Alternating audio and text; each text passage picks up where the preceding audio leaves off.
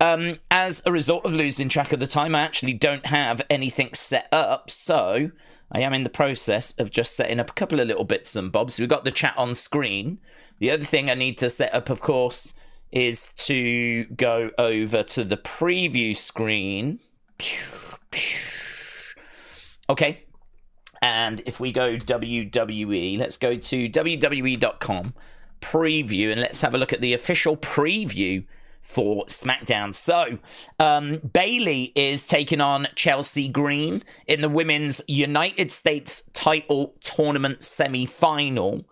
We got Michin taking on Tiffany Stratton. Now, to be honest, this is really difficult to predict because we know that the winners are going to go up against each other tomorrow at Saturday night's main event. We are live tomorrow for Saturday night's main event. We're early tomorrow as well.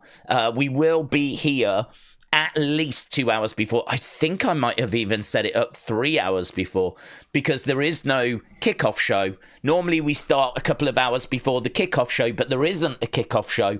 So I'm looking to start like a good 3 hours before. There's nothing else on for me tomorrow. My full attention is Saturday night's main event. Super excited for the show. So yeah, I'm pumped, man. So the winners of these are going to take on each other at Saturday night's main event. So Bayley against Chelsea. I think I predicted Chelsea because I think that's who a lot of people want to see go through, right? And then Michin against Tiffany. And I think I predicted Michin because Tiffany's got the Money in the Bank briefcase. She can tease a cash-in during the show, and that still gets her onto the show, right? So if we want Tiffany to be on the show, she doesn't have to be in the match, right? She doesn't have to be in the match. The other thing as well is if Chelsea gets through, it's probably going to be a face on the other side that she faces rather than doing heel versus heel. So rather than doing Chelsea, who's a heel, against Tiffany, who hangs around with Nia Jax, it's probably more likely we will do Chelsea against Michin. Obviously, if Bayley wins, that changes things, because if Bayley wins, well, then we could be looking at Bayley-Tiffany. I think Bayley-Tiffany is the final that's got the most star power, right? Name value. I think Bayley-Tiffany is the match you would go for. But if you really want to put this belt on Chelsea Green, then Chelsea's obviously got to win. And if Chelsea's going to win, I'm thinking she'll face a face. So I'm thinking it'll be Michin on the other side. But I've got no confidence in this. They could go any way they want, right? But I know the majority want Chelsea to be the first winner of this title. So this is quite big, honestly. It's quite big. This is going to have big repercussions for tomorrow. Then we've got Cody and Kevin. They're going to have a final word. We don't know. No reports as to what that word is going to be. But they're going to have a final word before Saturday night's main event. And Carmelo Hayes finds out who his mystery opponent is. Now, I've managed to avoid spoilers on this, but I have not managed to avoid reaction to who it is. So I'm not going to say anything. I'm just not going to say anything. I'm not going to say anything. I don't know who it is, but I've seen, if this makes sense to people, I've seen reaction to who it is. So I've got a vibe as to how people are feeling about this opponent, right? But I don't know exactly who it is. Because what happened was I accidentally stumbled into a conversation where they were talking about it. So I saw the reaction, but I never saw the name. So we'll leave that there. Otherwise, we're going to get into some sticky ground, aren't we? And I don't want spoilers and stuff like that. So that's all I know about that. Cody and Kevin, final words, and then, as we said, those matches right there. So lovely. That is tonight's show, and as we said, really looking forward to this weekend, the last big weekend really of 2024, because there are no other shows after this other than just the weekly shows. So I am genuinely looking forward to Saturday night's main event. In fact, honestly, I'm putting it up there, not quite with WrestleMania, but I'm putting it up there with, like, take Rumble, Mania, SummerSlam out of the picture, it's up there with any other show, definitely. Outside of Rumble, Mania, SummerSlam, I have not been more excited for a show than I am for tomorrow, because I just don't care about the matches and all of that. I just want that nostalgia. I just want that nostalgic vibe, that feel of, you know, how it used to be.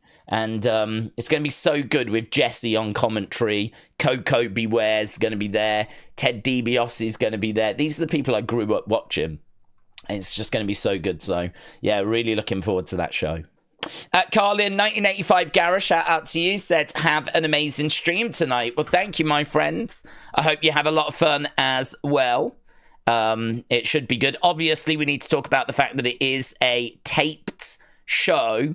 And this tape show is obviously causing a bit of heartache. Now, let's make it clear, I'm not down at all on this tape show. I think that tape shows for Christmas are absolutely fine. Of course, people should spend time with their families. I understand that emergency workers can't, right? So I get it, but I think if we can find a way of allowing them to spend time with their families for Christmas, then we should try and find a way of doing that. So I'm not down on the fact it's a tape show, but people are worried that it's going to spoil Saturday night's main event, because, of course, we're going to be taping next week's show, which is after Saturday night's main event. So if there are title changes or we need to push the story forwards, then we could potentially have spoilers on that. So I'm really hoping that they do just a few matches and all the promos next week take place backstage and that they don't get spoiled. I don't need Kevin Owens. Could you imagine if Kevin Owens comes out to the ring with the championship and talks about how amazing it is that he's champion again now and all this kind of... Could you imagine that? Could you imagine that? They just can't be that stupid. They surely cannot be that stupid to do that. So there is a little bit of concern around that. There is a little bit of concern that something like that could go down. But I've got to think they're smarter than, you know, doing something stupid like that. David said, I saw a report that Netflix UK isn't getting 95 to 98% of the back catalogue on January 1st. Yeah, we spoke about it in Unseen. It was one of the big talking points from yesterday's Unseen. And I said that it was something that was causing me a lot of heartache. There is a little bit of good news. It's only a shred, but I'll take shreds. And the good news is I didn't realise that you had as much on Peacock as what you do. I was under the impression there was a lot more missing than what there is. But it seems like, you know, you've got a lot of stuff there. Obviously, we don't quite know if that stuff's going to go away in January, but I don't believe so. I've not heard anyone saying that stuff goes away in January. There's not really a reason for that to go. Although I have heard that the Raw back catalogue looks like it might be leaving Peacock, but I think that's because it might be moving over to Netflix. So hopefully that just switches, right? But there is a bit of a question mark around the Raw back catalogue with Peacock, right? But yeah, apparently there's a lot more on Peacock than what I was under the impression of. It does mean that if you are in the UK and you want to keep that back catalogue stuff, you are probably going to have to get a VPN. You're probably going to have to subscribe to Peacock in America, and you're probably going to have to view content that way going forward, which is obviously a massive ball ache. And, you know, not the experience that people have with maybe going on via their PlayStation or their Xbox, or maybe they've got the network built into their smart TV or whatever it might be. You know, to sit down, have to turn on a VPN and access it that way is obviously a massive inconvenience, right? So I do really still feel sorry for people in the UK. Myself, it'll be okay because I watch it via PC. So, you know, I have these computers in front of me, so it's not going to affect me much to do that, right? And at least there is a way that I can still access that older content. But it is true that Dave Meltzer yesterday came out and said that he had word a lot of that back catalogue stuff was not transferring over to Netflix, and that there will be no WCW, there'll be no Mid-South, all the territory stuff goes, no WCW stuff. Apparently, pay-per-view wise, there'll be 40 pay-per-views, and that's it, which sounds a lot, but if you think they do one a month, a pay-per-view a month, a premium live event every month, that's less than 4 years. It's less than 4 years. I mean, there's been 40 pay-per-views since COVID broke out. So it's not much. It sounds like a lot, but it's not. That's going to be a lot of stuff missing. A lot of stuff missing. But, what Dave was saying was that people just weren't really watching it. People watched the new stuff and they watched the new PLEs. And obviously there'll be people digging into the past, but not enough to make it worth keeping around. So, you've got it in America. There is a way forward for those of us that still want to watch it and enjoy it. But a lot of just bad news there, to be honest. Just a lot of stuff that it's hard to find good news. And the only good news I can bring is that you can find a way if you're in the UK. That's use a VPN. Go over to Peacock in America. You can access it that way, and that is currently what I will be doing. And all things considered, what is it, £10 for Netflix in the UK? So you're going to get your SmackDown, you're going to get your Raw, you're going to get your NXT, you're going to get your pay-per-views, £10 a month, and you probably got Netflix anyway. So, another £10 a month for the back catalogue stuff. So you subscribe to, and hopefully you've got a VPN anyway, right? Because that's a subscription fee as well, of course. So for me, it's going to be about 30 odd pounds, probably £10 for the VPN, £10 or whatever for Peacock, £10 for Netflix. So, look, it is what it is, but at least there's a way of still accessing that stuff. So yeah, not great news, to be honest. But let's see when the dust settles what we end up with, because you never quite know how these things are going to shake out. But not the news we were looking for. King Yeti. Oh my God, King Yeti, don't start. Don't start. 20 wrestling days memberships from King Yeti. Dude, you can stop. You're in the Hall of Fame. It happened, right? I so appreciate it. But I've said before, this community, they're just not worth it. They're just not worth it. If they were a better group of people, then I'd be a lot more supportive of you constantly firing in memberships. But not this group. Not this rabble. No, I appreciate it, dudes. Talking of the member side, because of Jordan and because of Dormouse and because of King Yeti, I really am constantly thinking of what can we do on that member side to, make it even more appealing. I mean, we do a stream every Thursday. We do a fun quiz every Thursday. Obviously, you get your name highlighted in the chats and we're live all the time. So having your name highlighted is pretty cool. Access to the emojis is pretty fun. The stream that we do. But I am looking as well as doing a special weekly video where I'll react to whatever it is the members want to send. And I was trying to dig into that a little bit more last night. There will be a graphic that goes up this weekend over that. So we will definitely be starting something along those lines. So, King Yeti, I really appreciate the support. King Yeti said, can't stop, won't stop, lol. Well, King Yeti, I mean, I've run out of words. Words are escaping me at this point with just the volume. I mean, the incredible volume. Again, you, Jordan, Dormouse. I feel like you've done more for this channel than I have, and I've been here since the start. So I think it's great that so many people benefit with those memberships. And, all it does is it puts the pressure on me now to make sure that membership side is delivering and actually working for people. So I think the streams on a Thursday are really well received. People seem to really enjoy those. So that's great.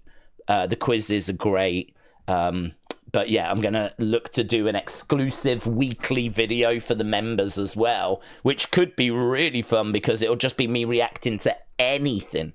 So it could be wrestling. It might not be wrestling.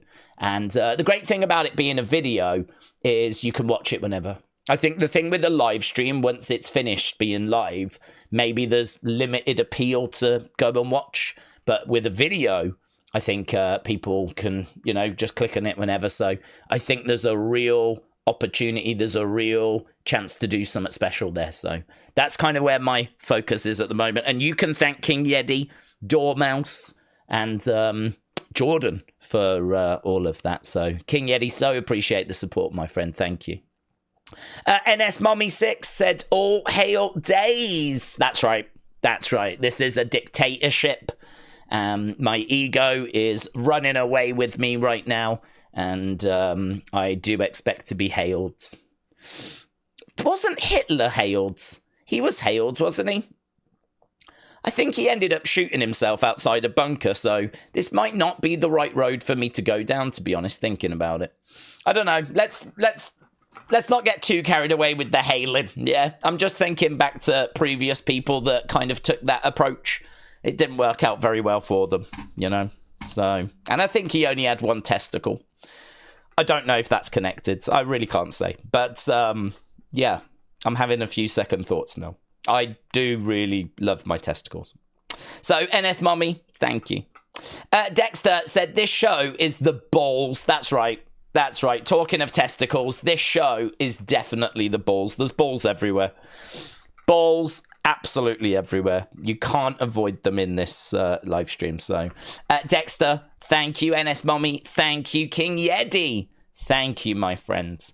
And a big shout out to everyone's testicles. I'd like to shout out everyone's testicles, actually. I think this is the right platform to do that. So, you know, look after your balls, guys. Look after your balls.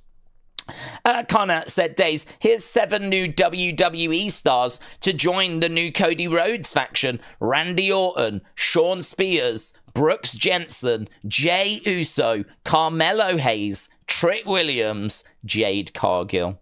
Yeah, I think, well, I don't know about a new Cody Rhodes faction, right? Let's not get too carried away with some we don't even know is happening. But there's some names there that can definitely be called up. Some NXT talent that is ready for that move. And actually, who is that talent going to be? Because we know there's a transfer window that's starting up and we know that NXT is involved. I would be surprised if it was just people moving to NXT and not moving out of NXT. So we could be very close to actually seeing some of that top talent from NXT making their way towards the main roster. Maybe Trick Williams could be one of those. NS Mommy said, I was thinking more Monty Python, Holy Grail. Yeah, I remember that not going too well for quite a lot of the people. A lot of the knights didn't do too well in that film either, did they? To be honest. So, yeah. Hey, listen, anything Monty Python's going to be cool in my book. Those guys were trailblazers, and I do enjoy... Holy Grail's really good, but personally, I'm a Life of Brian stan. That is an amazing comedy film. I don't know if the younger generation would appreciate it, to be honest. It's very of its time. But, I mean, certainly if you think about what comedy was like around that time, they were definitely doing stuff that was different, that was shocking. And, yeah, I don't know. I don't know how kids today would view Life of Brian, but it is an absolute classic. And Holy Grail, brilliant. Hannah said, Days, it's a big night. We've got an important Smackdown. It sets more of a tone for tomorrow. So let's hope that we're all warmed up for streaming. What are the theories for the mystery person tonight? Well, there is a problem, isn't there? I have got an idea as to not who it is, but the reaction to it, right? So I'm obviously not going to give away if that's a good reaction or a bad reaction, right? Or an indifferent reaction, but I've seen the reaction. And so it makes it very difficult to talk about it, because if it's a good reaction, I'm obviously going to be giving away, you know, a spoiler. If it's a bad reaction, I'm going to be giving away a spoiler. If it's an indifferent reaction, I'm going to be giving away a spoiler. So I just can't really touch it on it. I can't really talk about it. This is the problem with spoilers, is that not only this is weird. This is a weird spoiler. Not only am I not aware as to who it is, but because people have already been talking about it, I can't even talk about it, even though I don't have the information. That's bonkers, isn't it? There's a spoiler that I haven't seen, and I still can't even talk about it because I've seen the reaction to the spoiler, and that has shaped things. Honestly, they're just the worst. I flipping hate spoilers. You don't even have to read the actual spoiler to have things flipping, you know what I mean? So my hands are tied. I cannot find a way of talking about that part of tonight's show, to be honest. And I think a lot of people might already know the person. Right. At the risk of catching heat, said King Yeti, I don't find any of Monty Python funny. Right, King Yeti. Timed out. That's unacceptable. I've timed King Yeti out there. You know, there's a line. There's definitely, you don't have to come out and say things like that. You can just not say anything at all. But to actively come out and disrespect Monty Python is... I don't know how we let that slide, to be honest. You know, you might not view them as being funny in 2024, but what they did for comedy, the way they moved it forwards, the fact that it was just something that just blew people's minds at the time because it was so outside the box. You know, it was honestly, you kind of either got it or you didn't get it. And there was lots of people that didn't get it at the time, but yeah, I didn't want to have to do that. We all love King Yeti so much, but there's definitely lines. The Winged Eagle. Yes, the Winged Eagle. That's coming back tomorrow. We believe. There, yeah, that's right. Afro Soul Reaper said Monty Python rocks. That's right. Days, how was your day? Said Dean. Not much, to be honest, buds. I don't do a great deal. I tend to go to sleep about lunchtime, and then I tend to get up around about 8 o'clock. So, yeah, I've been up a few hours, kind of going through my notifications and just trying to make sure that Unseen is as close to ready, really. So that I can get it up, because there is a very, very tight window after shows end. In America, of course, shows tend to end around about, 10 o'clock at night? So a lot of people are in bed and asleep by midnight, of course. So there is a window of 2 hours to get it recorded and get it uploaded. So really my focus before the shows is getting Unseen ready. So really just eating Unseen. It's really boring. I'm a boring person. You need to learn that. Shockwave said, did you know what is funnier than Monty Python? Anything. Wow. God, people love being timed out, don't they? Oh my God, another one. That's unbelievable. That is unbelievable. I'm quite happy to sit here and do this all day. Dean said, I thought that show was funny. I loved it. I'm not even a massive fan. I don't think I own any of their box sets or anything. For some reason, I've just adopted the position now of being a torchbearer for them. I don't know. I appreciate the fact that they push things forward and that they were so outside the box. And I appreciate the fact they were so different. But funny with it as well. I mean, there are some really genuinely funny clips. I can understand people that don't enjoy them, but I don't know. I've adopted this position now where I'm timing people out that throw shade, and I'm just going to stand by that. Brandon said, Days, do we think The Rock shows up Saturday night's main event put Solo on notice? No. I'm not expecting The Rock to be there. He might want to because of it being a nostalgic show, and of course, his family, the Wild Samoans, his dad... there's a history there. So this could actually be a show that really resonates with The Rock. And it might be a show that he's like, yeah, I want to be here for this. But it's not a one-time thing, is it? I mean, we're doing it again in January. So he doesn't have to be there for this one. I don't even know if he's available. A lot of us thought he was going to be at Survivor Series, which is undeniably a bigger show. And he wasn't there.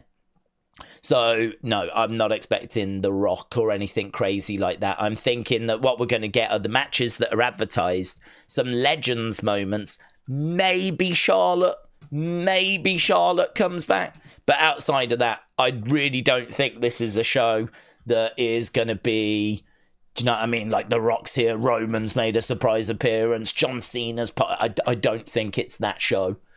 I don't think it's not a premium live event. It's like a TV special. It's like a mega Raw, right? It's like a mega Smackdown. It's a TV special. It's got some championship matches on. It's going to be a real fun time. But I can't say I'm going that far to, get so carried away that we're getting The Rock and all that. Are we doing Tyson Fury's fight, said Off Time. I've also never heard of Monty Python. Well, not hearing of them is absolutely fine. I don't have a problem with that. In regards to, are we doing the Mike Tyson Fury fight? Yes, we are. Yes, we will be doing that. In fact, there it is. Fury Usyk, December 21st. We are all over that shiz. So this weekend is Saturday night's main event. Next weekend is the boxing. Adam said people just do nothing is amazing. I've never seen it. Yeah, I've never seen it. Jay said I've heard of Monty Python stuff, but I've not watched any. I know a lot of people enjoy it though. Yeah, it's you've got to be prepared for it. There is some really, it is out there. They are just doing wacky stuff. But you have to kind of watch it in the context of what comedy was like at the time. Comedy at the time was very, very straight. It was very normal, stand-up, not very offensive. So to have Monty Python doing what they were doing at the time was so outrageous. There was plenty of people, as we said, that didn't get it. So I think even if you watch it and you don't find it funny, just knowing that they're really exploring the boundaries of comedy, really trying to push to see, what can we offer that's different. I've got respect for that. Right. Hold on. The Chaos. What's this from the Chaos? The Chaos Druids said he's not the Messiah. He's a very naughty boy. God, it's such a clever film in the sense of The Life of Brian is where people just confuse this guy as being Jesus, but he isn't. He's just a guy called Brian. And people want him to do miracles, and he's like, I'm not Jesus. You're getting me confused. And things happen and they mistake it, a coincidence will happen and they think it's a miracle. And everything he says, they're just not believing. And it's really well written. I would say if you used to watch anything that's going to be a good place to start, I would say Life of Brian would be it, yeah. And it's got the famous line, he's not the Messiah, he's just a very naughty boy. Right, Hannah says, maybe do some exercise before a stream.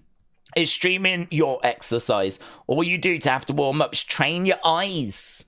Have the option to stream a marathon. No, there's no warm-ups needed. We've been doing this game far too long. I'm like one of those old beaten up football players that don't train anymore. That's me. We just go live and that's it. And the gold just naturally occurs. How are we doing today, said Deadpool Claus. We're doing all right, thank you. Very excited for tonight's show, as we said. We should do a poll on that, actually. I'm interested to know who people think is going to win. Let's do the poll. Win the women's US title. Right. Who wins the women's US title? Who do you think it's going to be? Who's going to emerge victorious? Is it going to be Chelsea that does it? Will it be Bayley? She would be the big name option. Will it be Tiffany? Or is it going to be Michin? Now, listen, Chelsea, I think, is the people's choice. Bayley has got to be the big name choice. Tiffany is clearly the person they're investing in. She has had an amazing year. She made it to Elimination Chamber. They gave her Money in the Bank. Are they going to give her this as well? Could she have the belt and the briefcase? And Michin, I think, is probably the outsider. She's probably the one that I can make the least reason for. But I don't know. As a result, does she become the shock surprise winner? Could it be that we should give it to Michin just to apologize for putting her in Retribution? We're really sorry about all that. We're really sorry about everything that happened with Retribution. Here's the Women's United States Championship as an apology. James said, all hail days till I come along and I make him humble. Yeah. James will bring me down to earth. Goods. Dean, shout out to you, said, Days, what about this? Let's go. Alexa comes back during the Wyatt 6 feud with Judgment Day as a member, but she helps the Wyatts destroy Judgment Day from the inside. Oh, so she comes back and joins Judgment Day as a member and destroys Judgment Day from the inside. I don't mind that at all. Yeah. The only thing I would say is that you've then got 3 women in that group, and I think because we know that she's going to join the Wyatts at some point, I think people would be twigged on early that she's going to turn on them. So I think that you'd just be waiting for it to happen rather than it being a surprise, because I think people know chances are she's joining the Wyatts. And if you look at the numbers, 3 girls on that side, 1 girl on the other side, you're just really waiting for when it's going to happen. So that would be the only thing I would say would be a bit of a downer for it, is that it would lack the element of surprise. But yeah, story-wise, it could be fun to watch. See, it's a bit like the whole New Day. You knew something was happening, right? You didn't know exactly when, but you knew there was going to be a turn. And of course, we got that turn. It wasn't quite what was expected, but we got something on that anniversary show. So, yeah, it would be similar to that. I think for me, I don't mind Alexa being involved in this feud, but I'm going to say something a little controversial. I wouldn't have her in that feud. I wouldn't have her involved in the Judgment Day feuds. I think part of me always wants to go against what the majority are saying, because I just think you want to keep people guessing, and you don't want to do stuff that's stupid for the sake of doing stupid stuff. But I feel like everyone's looking at that Judgment Day feud, the Wyatts against Judgment Day, saying the same thing of like, this is where we bring Alexa in, right? So for me, my automatic reaction is no, let's not do it then. If everyone thinks that, you go against it and you go in the other direction. So, how do we resolve the situation of 2 women? Well, if you take Alexa out of the equation, all of a sudden you got to get pretty creative then. You got to do something people aren't expecting. So does that mean that you get a female and you bring her in for a short time? Do you know what would be really sick? Do you know what I think would really hit home with a lot of Wyatt 6 fans? Imagine if you've got Nikki in the ring and she's battling away with Liv, and on the outside is Raquel, right? And she keeps like trying to trip over Nikki. What if you then got the therapist from Nightbirds? That woman that a lot of people wanted to see or thought was going to be part of the group. What if she was just standing in the crowd? Turns out she was in the front row, but it's hard cam side, so we never saw her. And she just stands up and she's just staring over at Raquel. And she like freaks Raquel out, and Raquel like just starts backing away, kind of, and ends up like, forget this, and ends up going, right? Because this woman, this therapist that we saw as part of Nightbirds, has put the fear of God into Raquel, and Raquel like goes off because of that. I wouldn't have the therapist like being in a tag match, but I think you could use that therapist, because a lot of people, it's a lovely callback to Nightbirds, and it shows that she has, been affected by the Wyatts. And I think that could be really fun. You see, if you take the obvious thing out of the picture, you then have to get creative, and it can then open up some other doors, things like that, Or it could be that you go and get Tatum Paxley for a little bit, and maybe Tatum Paxley or Wendy Chu, who have those kind of spooky gimmicks anyway down in NXT. Maybe you just go and get them and use them for a little while. I personally would use Alexa, whatever she is doing with her return, because word on the street is she's going to come back normal and then eventually join up with the Wyatts. Now, I know every time I say this, I think of Lord Sheograth, because Lord Sheograth constantly gets in touch going, it's not happening, she's not joining, it's not happening. So I always think about him whenever I talk about Alexa joining the Wyatts, but I can't ignore the URL thing. That to me was a big indicator that eventually she comes into the group. But it is true, word on the street is she's not joining at first. So I would let her do whatever it is she's going to do. Have her tell whatever story she's going to tell. And maybe she doesn't join the Wyatts until after WrestleMania. Perhaps we don't bring her in. I feel like if you bring her in to this Judgment Day story, even if she's on the Judgment Day side, I feel like you're making it real obvious she's joining the Wyatts, you know? So, yeah, I automatically always think about going in the other direction and doing something a little bit different instead.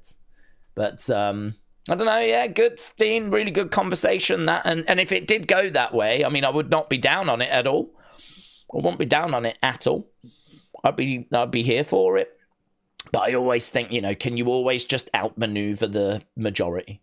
Can you always find a way of telling a story that still makes sense? You don't want to, cut your nose off to spite your face. You don't want to do something just because you think it's clever, but actually storyline-wise it doesn't make sense. I mean, that's stupid. That's bad booking. But if you can outmaneuver the majority and tell a story that still works and makes sense, then, yeah. And, talking about that therapist, I would definitely show her, not new footage of her, the old stuff. I would do some video packages that have her for a good few weeks, right? Just so people see her on TV, because a lot of people didn't engage with the Nightbird campaign. Not everyone was hardcore fans, right? So I would have her in those little vignettes. And I would do collection of images from Nightbird, so it doesn't look weird. You just do a collection of stuff as a bit of an intro, show her, and then boom, you go to Bo. And so you're just sort of showing her to people so that when she does appear, people have seen her and they know that she's connected with the Wyatts. I'm going to do something along those lines, but you don't want to go so obvious that people are like, oh, they're definitely going to bring her in, You don't want to make it that obvious. That's why you just put her image kind of in with other images. So, yeah, that's good, that. A lot to chew over, a lot to think about. King Yeti said, timeouts, tis but a scratch. King Yeti, welcome back. Yeah, you ended up getting timed out. That wasn't me. I think that was one of the mods that went rogue. So, apologies that happened. I think it was James Chadwick. I'm not sure. But, yeah, welcome back, my friends. I was heartbroken when I heard about it. So, welcome. You won't have heard because obviously you was timed out. But I cried on the stream. I actually cried. So, welcome back. Angie and Joshua, shout out to you, said days, yay, King Yeti. I hope you had an awesome week. Can't wait for SmackDown tonight and Saturday night's main event tomorrow. Let's go. People asking about, is it set up on YouTube yet? No. It is on ours, but not on WWE. So if you are in America, I believe it's on NBC and Peacock. Canada, Kim's Trains found it. So apparently it is on in Canada on certain channels, right? I forget these channels. Canadian friends, if there are any Canadian friends in the chat, please feel free to, let people know where it can be found. Elsewhere around the world, I don't know, to be honest. I mean, here in the UK, it's on the WWE YouTube channel. That's what we've been told. It's not showing yet, but I would imagine at some point tomorrow it will pop up. It better. I don't have a plan B. I mean, I suppose what I could do is subscribe to Peacock Now in America. If I subscribe to Peacock Now, ready for when I lose the network next year, I can always use that as a backup if needed tomorrow. So I actually might do that tonight. Subscribe to US Peacock tonight, so that if there is some drama, I'm not expecting any, but if I can't find that show on YouTube, then at least we got that as a backup. Right, Wendy Chu says, Shockwave, yeah, Wendy would be fun, wouldn't she? Or I wouldn't be down on it being Tatum. Lots of love for Tatum. Lots of love for Tatum. Lots of people really love her work. She's one of the more popular stars down in NXT. Right, according to SE Scoops, $1 Million Man Ted DiBiase initially committed to working Saturday night's main event, but has now had to withdraw. The circumstances surrounding DiBiase's sudden withdrawal have not been disclosed. So, unfortunately, Ted DiBiase is done. Ted DiBiase is no longer going to be a part of that. He has had a little bit of a kind of controversial time. I mean, there was a whole lot to do with like money being moved around. $1 Million Man. Wasn't it something to do with like a church fund or something? I'm not saying that's connected because I don't actually know what happened. Yeah. Rich Williams is on a mission to help others claim the money. Is that connected?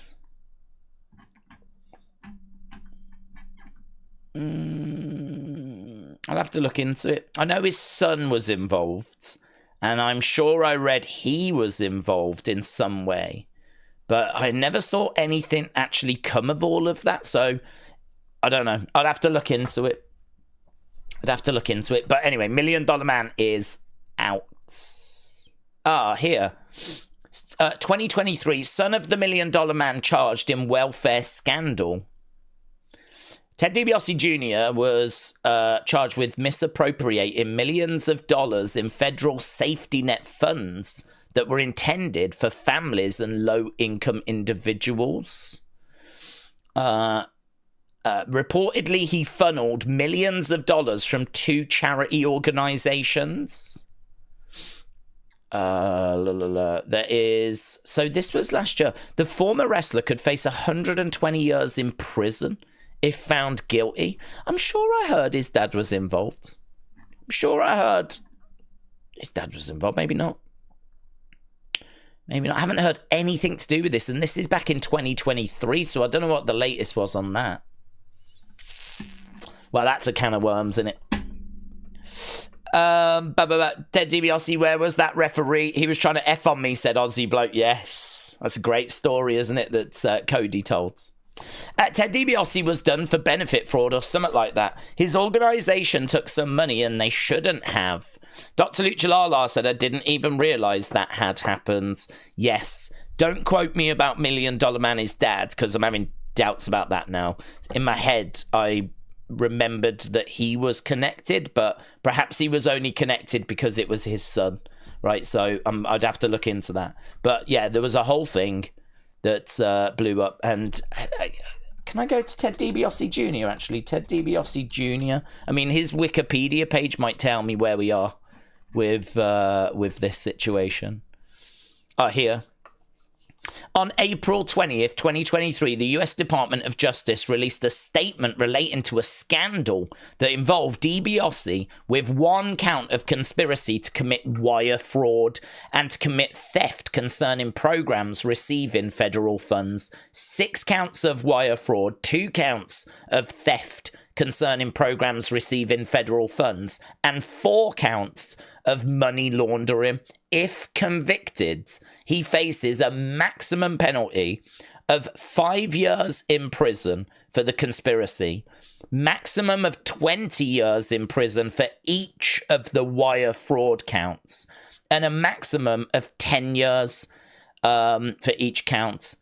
So I think I just read somewhere that he could be facing like 120 years in prison if he's found guilty of everything.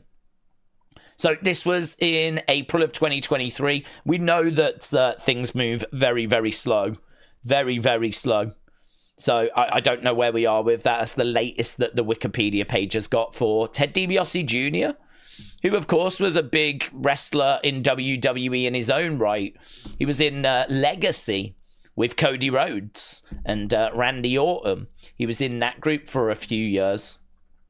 So, yeah.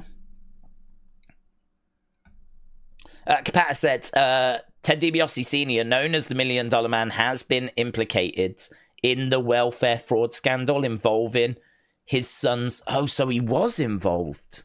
Oh, this isn't fun to for streaming. This is the kind of stuff I tend to do like away from streams as I'm reading up on stuff. This is just one of those things I haven't read about in a long time, and I didn't know the latest on. So yeah, interesting. Days, are we in agreement that Hunter is presenting the Wyatt Six as beatable, non-supernatural people? Because I think it's a mistake to make the Fiend supernatural, said Lisa. Yeah, for me, I mean, this, again, is a bit of a controversial take, but this is one that I'm quite happy, and I've shared before, right? That I'm not a big fan of supernatural stuff in WWE, and this is coming from someone that loves The Undertaker and loves Bray and loves The Fiend, right? But whenever it did cross that line, it was always a challenge for me, right? And the reason for that is because I think it comes down to how you view wrestling and how I view wrestling, how we all view wrestling. Like for me, wrestling is a reflection of real life. So I sort of look at wrestlers and I see their journeys, you know, I see them getting injured and I see them like with torn pectoral muscles.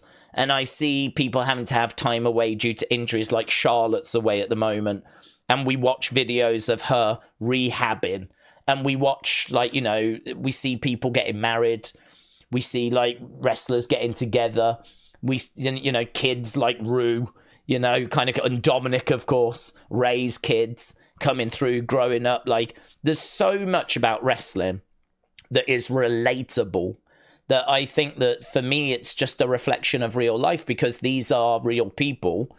And they tell you that on social media. Like, you know, people get upset when they're reading what trolls have to say, because they're humans with real emotions and real feelings. And like, we've just seen Nia Jax deactivate her Twitter account. I don't know what made her do that, but certainly there's a lot of people online saying that it was as a result of online trolling, online bullying, things along those lines, right? We're dealing with real people, real emotions. I mean, did you see that Drew McIntyre promo where, you know, he's talking about screw the internet and all this, you know, I don't care about your opinions.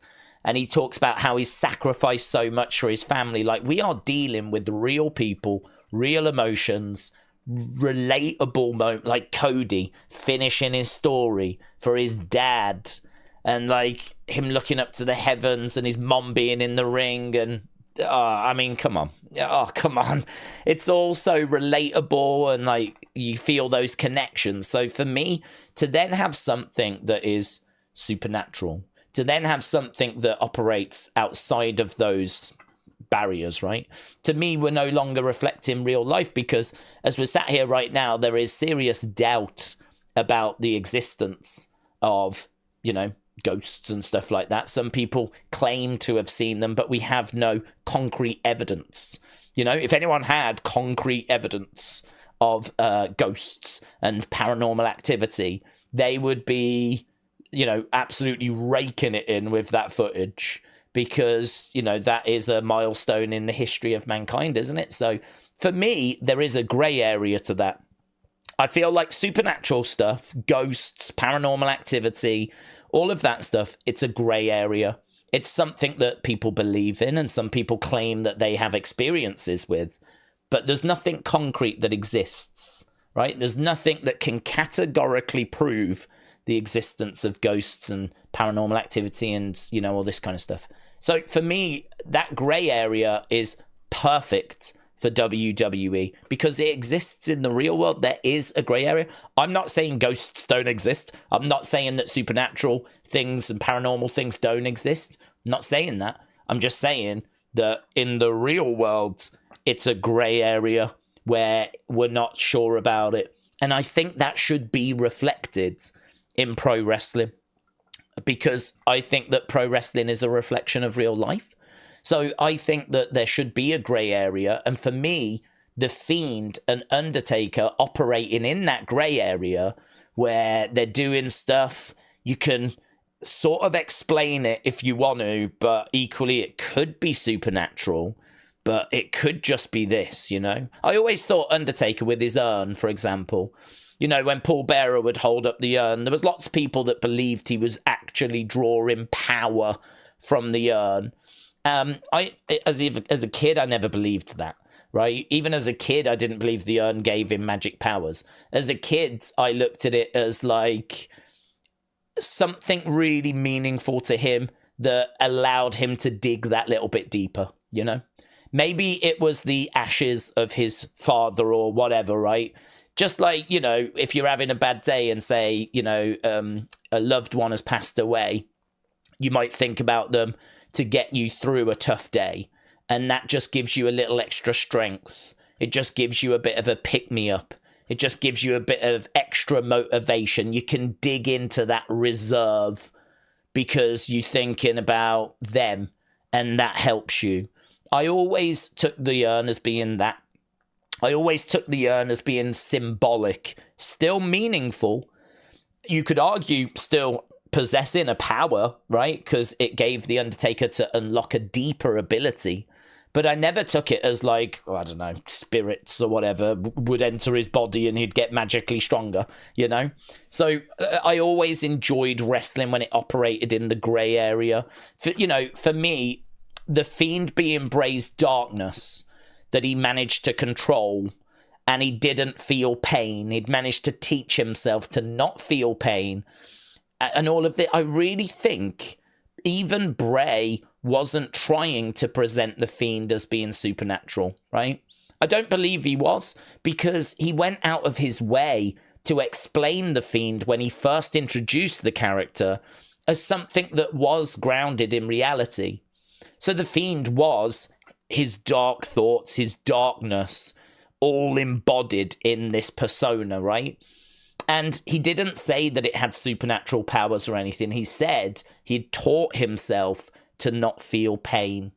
He'd taught himself to not feel pain.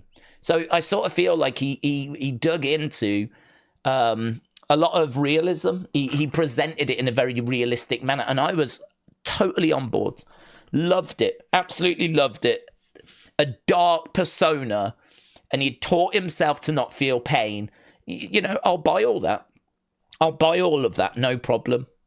But when you know, The Fiend started doing stuff that was undeniably supernatural, you know, like a beaten up Bray Wyatt gets put into the back of an ambulance and then there's some smoke and The Fiend pops out, you know, and he's somehow managed to change clothes and all this kind of stuff. I mean, that for me was where I was struggling with the character. That for me was where I was looking at the character as like, it feels a little bit like we've lost our way a bit here.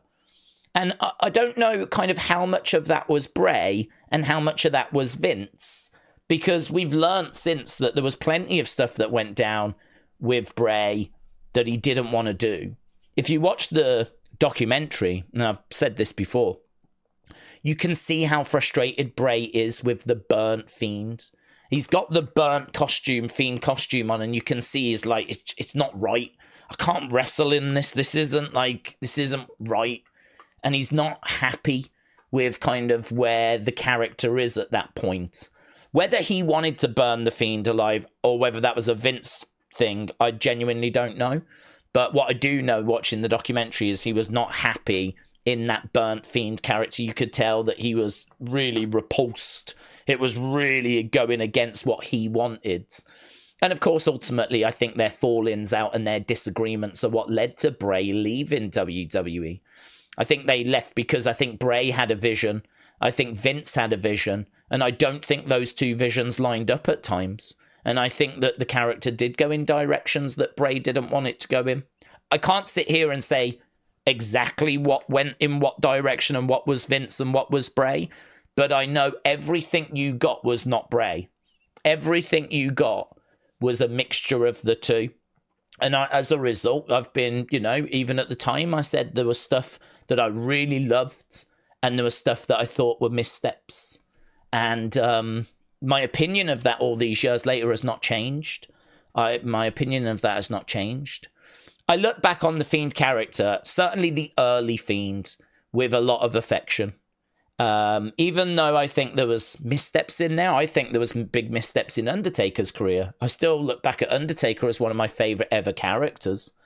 You show me someone that didn't have any missteps in their career, like pretty much every character, everyone, be them supernatural or not, had missteps in their career. So in a way, it's just part of the journey, isn't it? So yeah. It's not something I look for, and it's not the direction that I'm looking for the Wyatt Six to go, but I don't mind them leaning into that grey area more than they have, because I do think that's a reflection of life. I do think there is a grey area when it comes to that sort of thing, so why can't the Wyatt Six just operate in there a bit more? I feel like, and I can't believe I'm saying it, I feel like we might have gone a bit too far the other way. I feel like I would not have minded for them to have been beating down Howdy and for him to have just kept getting back up and then being like, what's it going to take to keep this guy down? And people might be like, oh, Howdy no selling. But it's like, well, yeah. Howdy for me is meant to be like this alter ego, this other persona. So yeah, why can't he get back up? I sort of feel like you see it from Tyson Fury. He gets knocked down by Deontay Wilder. He drags himself back up. People are amazed by that. He got knocked down in the 12th and he found a way of dragging himself back up. And people revere that.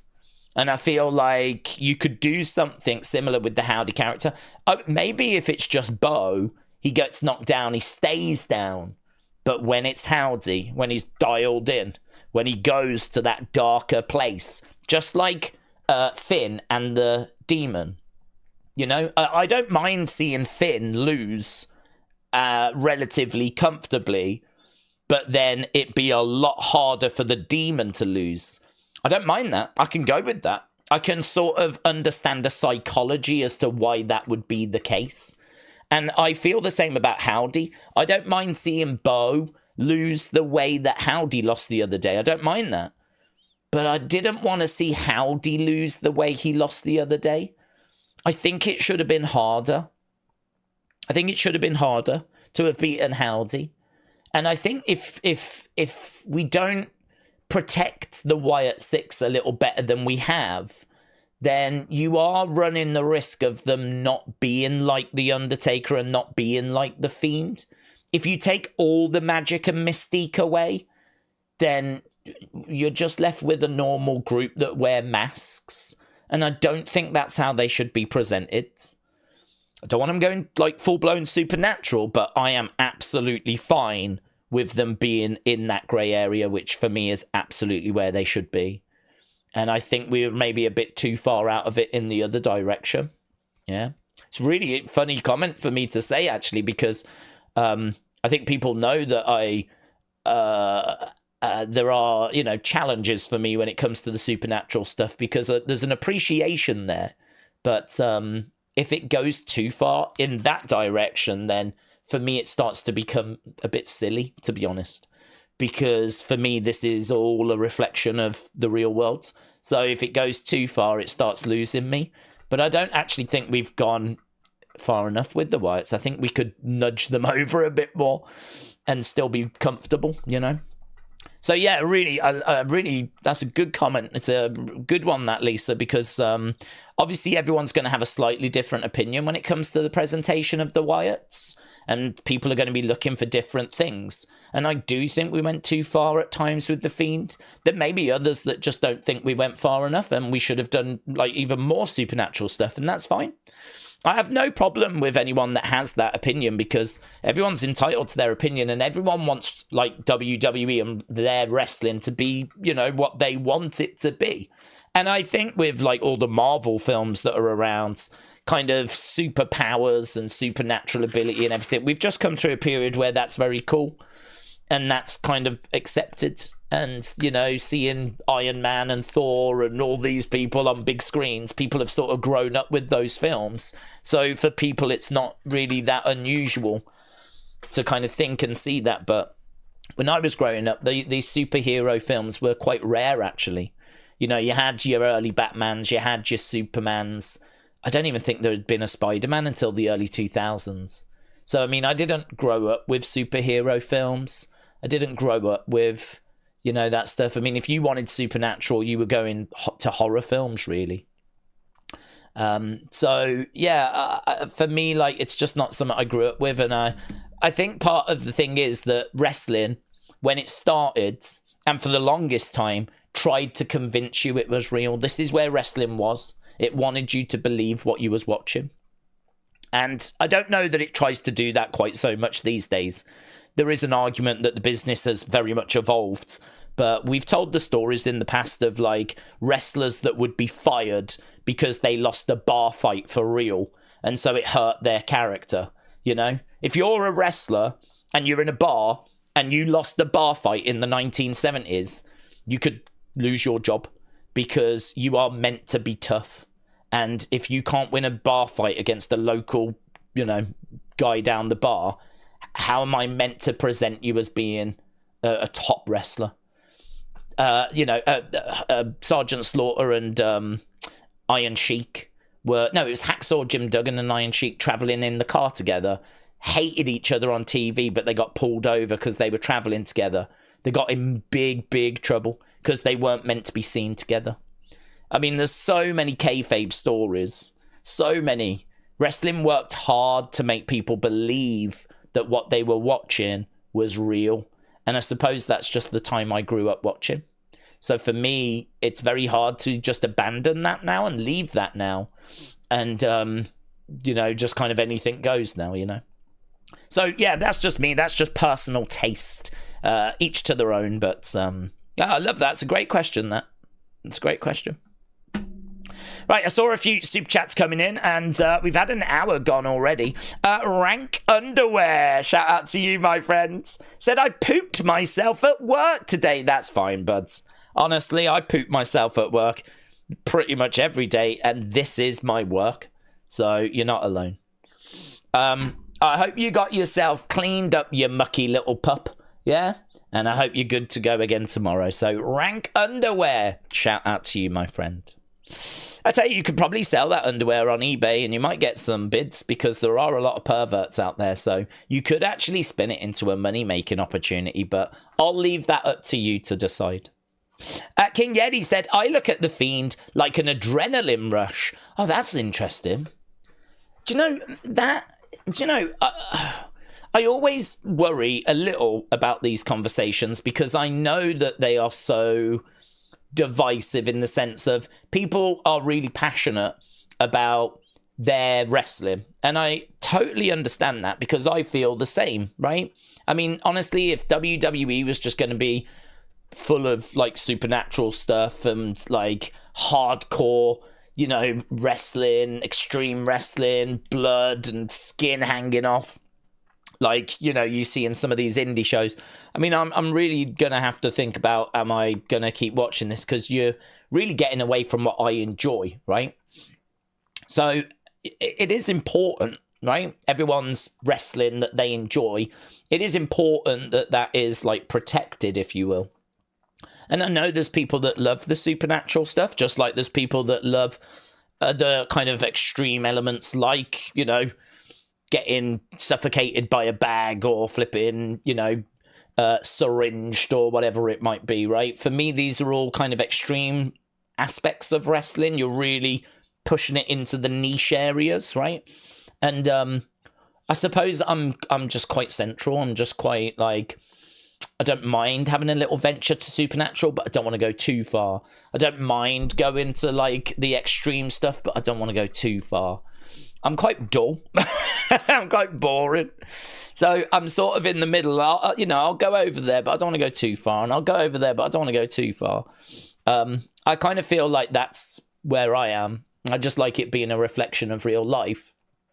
So like the Fiend being viewed as an adrenaline rush, I love that because that's sort of where I am as well. It's his darkness. It's I mean, I don't mind if he wants to say that he's possessed. You know, I can't recall him ever quite saying that, but I don't mind him making out that it's a spirit that he's been possessed by.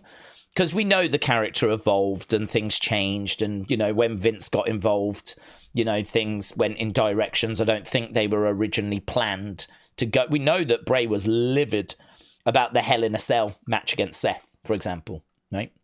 And that was not how he wanted that to go. So there's plenty of examples where things didn't go the way that Bray wanted them to go. So how he viewed the character, what he wanted compared to what we ended up with, I don't know. No one knows because that has never been revealed. But all you can do is just like, you know, talk about how you viewed it, what you enjoyed, and really, you know, just base things off that. So, yeah, viewing The Fiend as an adrenaline rush, I think, is really cool. That's a great way of wording it. And I can vibe with that. But equally, I can go a little further. I don't mind it being that he claimed he was taken over by a spirit and all of this stuff. Because, again, in the real world, there are people that have mental health challenges that believe that they are being possessed. You know, and so I can go with that as well. I suppose where we start to actually get supernatural things happening, like where you can say whatever you want, right? It doesn't mean it's necessarily true. And so where we actually then start seeing supernatural stuff is where it starts to like lose me. So, and I don't think I'm like totally alone in that. There's plenty of people that I think get lost with that as well. But then equally, there's plenty of people that love going that far. So it's a difficult one, you know, it's a tricky one. It's a conversation we have from time to time. I think it is a very interesting conversation because you are really talking about wrestling itself. It's not so much just to do with specific characters. It's about wrestling as a whole. What do you want wrestling to be? And I think there's a great opinions video in there, you know. I think that could be a really fun conversation of like, how far is too far for you? There'll be people out there that are like, there is no limit. And then there's people that are like, I don't want any of that at all, right? You're going to have everyone on that scale, and where you are on that scale will be different to other people on that scale. And again, all I can say is it's absolutely fine. It's absolutely fine. Wherever you are on that scale is a personal preference, and that's it. It's absolutely fine wherever you are on that scale. It seems like Triple H isn't too far up that scale. Certainly when it comes to the Wyatt Six, they are being presented as very based. But as I said, I think I'd go a little further with them if I was booking. Vic said, Days, how do we explain the rocking chair that was rocking on its own and Bo talking to it? Isn't that a hint to it being somewhat supernatural? Well, there's a hint that's there. But, I mean, I would say that's nothing more than a hint. I mean, that chair was rocking on its own, and I don't think it's impossible to suggest that as part of the presentation for the Wyatt Six, that the cameraman isn't instructed as part of the entrance to just move the chair as he walks by so that when he comes back again, the chair is rocking, right? So for me, I don't really have to go out of my way to sort of have to try and explain things, because it can be whatever you want it to be. Like, that for me is a great example of the grey area. I did not have a problem with the chair rocking. I thought it was quite cool, right? And the reason for that is because if you want that to be Bray in that chair, and that chair is rocking, then it can be that for you. And I have no problems with it being that for you. But for me, that was part of the entrance. Just like how you have pyro, right? And how you have smoke. Part of the entrance is when the cameraman walks past the chair, he's instructed to move it, pause and focus on the Wyatts. And then when he comes back as part of the presentation, the chair is rocking. The chair is moving to give that impression of Bray being there. He's not there. We've lost Bray. He's no longer with us. But we can make his presence felt. And whether he's instructed to do that by Bo, and Bo's like, I would like you to do this as a tribute for my brother, or whether he's instructed to do that by Triple H, who just thinks it would look really cool for their entrance, it doesn't really matter, to be honest. Like, it doesn't matter to me who's instructed him to do it. Someone's instructed him to do it for whatever reason, be it that it's cool, or be it that we want Bray's presence to be felt, or be it both reasons. And so, you know, that's how we end up with the chair rocking. In regards to Bo talking, I mean, again, there doesn't have to be anyone actually in the chair. I mean, Bo talks to Bray in the ring, you know, during matches, after the matches, in vignettes. I mean, I feel like he talks to Bray all the time. So for Bo to maybe want to make out that when he's wrestling, Bray is in the chair, that's absolutely fine. It doesn't mean that he sees him or that he's actually there. He talks to him all the time. So for me, is that categoric proof that this is a supernatural group? No. No.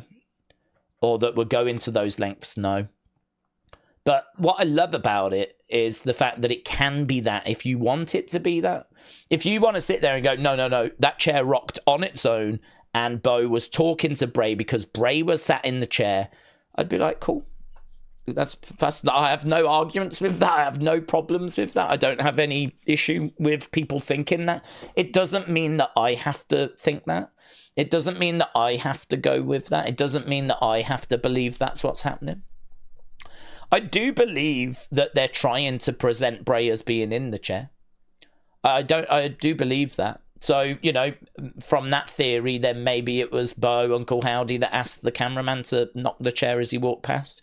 And then he talks to the chair because he's struggling with Bray's loss so much that he talks to him all the time and he wants him to feel like he's a part of this. He's not here, but he so wishes he was. I'll tell you what we'll do. We'll put the chair in the entranceway and we'll make it so that he is a part of this. And how do we get that across to the fans? Well, we can have the cameraman knock it. I can talk to it. Like, we're going to do everything we can to have him here. And I think they're lovely touches. I think they're great. I have no issue with them. And again, it's in that grey area, isn't it? It's in that grey area for me. And I had no problem with it whatsoever. Very good. You get, but you take this. Okay. I'm excited for dancing and singing on stream. Shout out to you, says Hannah. Hannah, shout out to you.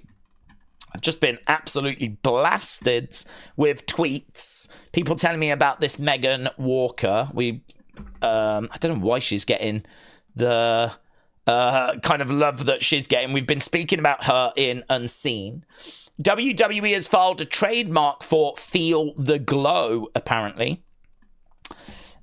He was in the Bloodline. He took it serious. It's been over 4 years. This is where KO and Bloodline beef started. Okay, I have to have a little look at that later. Where are we? We've got 40 minutes to go. 40 minutes to go. I just got absolutely battered with loads of comments. They just all came through, so I thought something had happened, but I don't think it has. It was great being around some intelligent people who haven't irrationally turned their backs on us. So this is New Day going somewhere and Xavier just having a little moan. Okay, lovely. I've got a few for the list today. Must be a holiday season. Must be 2 for 1, said Kapata. Connor said 4 matches that could be added to Saturday night's main events. I don't think any more will be added, but I think they're probably going to stick with the 5. I think their rumours were it'll be 5, and we're up to 5. So I'll be surprised if there are any that get added. I can't see Roman Solo being added. Nia Bianca, DIY Motor City, Nakamura Knight Andrade, says Connor. I've seen a few pictures of her on websites. They're easily accessible. Are we talking about this Hannah girl? Oh no, Megan girl. Look, she's here if you want to see what she looks like. If we go over. It's this girl. We've been looking at her. I mean, not closely, but she, I don't know, like WrestleMania put an image up of her and got flipping 3 million views. So I was so confused. I was like, is she famous or something? I mean, she's a good-looking girl, so if it's that, then it's that. But I don't know, how thirsty are wrestling fans? You know, I don't look at this girl and have any emotion whatsoever. I don't understand. I mean, to me, she doesn't really look that much different to like Tiffany Stratton. So I don't know. I just don't get it. Perhaps she's famous. Perhaps she's famous, and I just don't know. I just read Tessa Blanchard's controversial TNA comeback. Has Tessa come back, has she? Well, that's a bold move, TNA. That's a play I wasn't expecting. Let me just have a read of this. I haven't read this. Oh, there's rumours that she could be coming back. Okay. So this is coming from Wrestling Observer. Regarding Tessa, there's a lot of talent that had word that she was going to sign this week. When I asked higher-ups, they claimed they didn't know. That coming from Sean Rossat. Well, that is going to have the wrestling world talking. That'll have the wrestling world talking. I don't know. What do people think about that? I know we don't talk about TNA, but do you bring her back? Second chances and all of that. She's a great talent. Enough women spoke out against her, though, to make me think there was an issue there. Enough women came out and said that there was a problem. And, you know, not only that, apparently she used, like, racial slurs. She used to be in a relationship with Ricochet. So, I don't know, like, if she said it as a racist, or if she said it just because she just wanted to hurt the person she was saying it to. And she was just trying to... I mean, I suppose you could make the argument that still makes you a racist. But, yeah, I don't know. I don't know that she's flipping attending rallies and all this kind of stuff, you know? Or if she had a problem with someone and she was just trying to find the most hurtful things to say. Either way, seems like she did say stuff. And certainly a lot of women came out and spoke against her, saying that she was a bully in the locker room. And has she gone away and changed? Has she gone away and thought about? I mean, she's been out in the wilderness for quite a while. So do you bring her back, or do you just... Nah, you had your chance. You're done.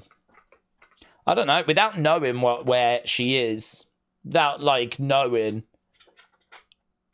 Look at Sean. Sean changed drastically, didn't he? He changed drastically. It is possible for people to change. Don't know. That's an interesting one. What do people think? Tessa Blanchard coming back?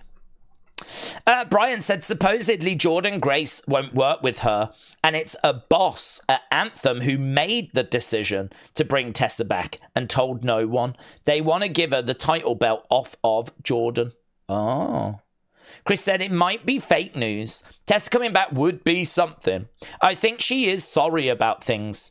Second chance, I would give another chance. Yeah, what I would say is if you would give her a second chance, for me, that's fine. You don't, you know, there's no explaining to be done there. Like, I believe in second chances. Like, we all make mistakes. I'm not talking about Tessa's. I'm just saying that in life, we all make mistakes. We all need second chances. I'm a believer in second chances. In regards to Tessa, she would need to prove to me, or I'd need to see that she had changed, she had learnt, she had grown. Because there was a lot of women that came out and spoke out against her. I mean, I believe it was like Isla Dawn made a comment. Alison Kay made a comment. Maybe even Chelsea Green might have made a comment as well, I remember there being like 5, 6, 7 women that came out. And obviously the worst of it was like the alleged racial comments that she had made, the racism comments. So, I mean, she was done, and she has been out. She has been, removed from the conversation. And, to see her now being mentioned again is very, very interesting. To replace Jordan, so, I mean, that would imply that Jordan's probably going to WWE. And they want a big woman as a replacement. And so that is a worry, isn't it, really? Because if they're bringing her in just because they need a big name, because they might be losing Jordan Grace to WWE, that's not brilliant, because that implies that it's not about we've forgiven her, it's about we need her. That is not brilliant. That doesn't fill me with confidence. I think Tessa is fit and sexy, said Richard. I think AEW would be better to wrestle against Mercedes Moné. If she comes back, it would be mad. It would be mad stressor. Am I right? I mean, I don't watch TNA, so I mean, it's not anything that's going to massively affect me. But people are going to have opinions on this. Did anyone have any evidence? I don't take people's words. Well, if someone says something happened and someone else says, yes, it did, I was there, that is evidence, because that is a witness. So that was evidence. I mean, it's hard, isn't it, to have evidence in regards to like recorded evidence, but witnesses are obviously used in trials. So yeah, there was evidence in that regard. There was people that collaborated that things were said, and but like recordings, I don't believe so. Lord Sheograph said the God of Dubs is here for 2 months already. Lord, we were talking about your favorite Alexa earlier. I even mentioned you earlier, so if you did manage to avoid that conversation, that's great. I think that's great, because I could see you stressing out during that conversation. So I think you dodged a bullet there, my friend. Spartan said, did you hear the news about Michael Benson? He had his account brought by Turk Ali Sheikh. Now it's being turned into Ring Magazine. Do we think that it's good that magazine is back? So that's boxing. I do think it's good that it's back, yes. I think that Ring Magazine had lost its way. It really was a central focus point for boxing news, boxing fans. And, in this kind of internet age, I think that it had sort of lost its way a little. And it seems like that is something that I think what's really exciting about it is that it's not just that they're giving the fighters money, but they are putting money into the structure. And I don't know, I think I would like to see something similar with wrestling. So, for example, rather than just paying WWE for shows and like I'm sure the wrestlers get great bonuses to work the Saudi shows. Make no mistake about that. They're getting paid well to do those Saudi shows, right? So, and first class treatment, all this kind of stuff.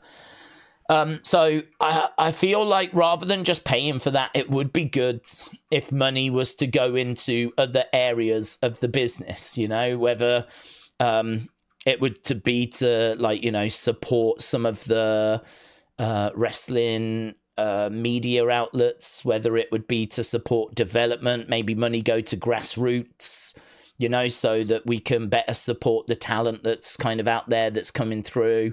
You know, for me, the Saudis can do a lot for wrestling. Not just give WWE money, but, you know, boost that indie scene. Fund more training schools. Support, like, you know, the structure, the landscape of wrestling media. Maybe the media outlets that are good, reliable, trustworthy. The ones that, you know, do good work rather than the ones that just spread fake nonsense or just repost old news.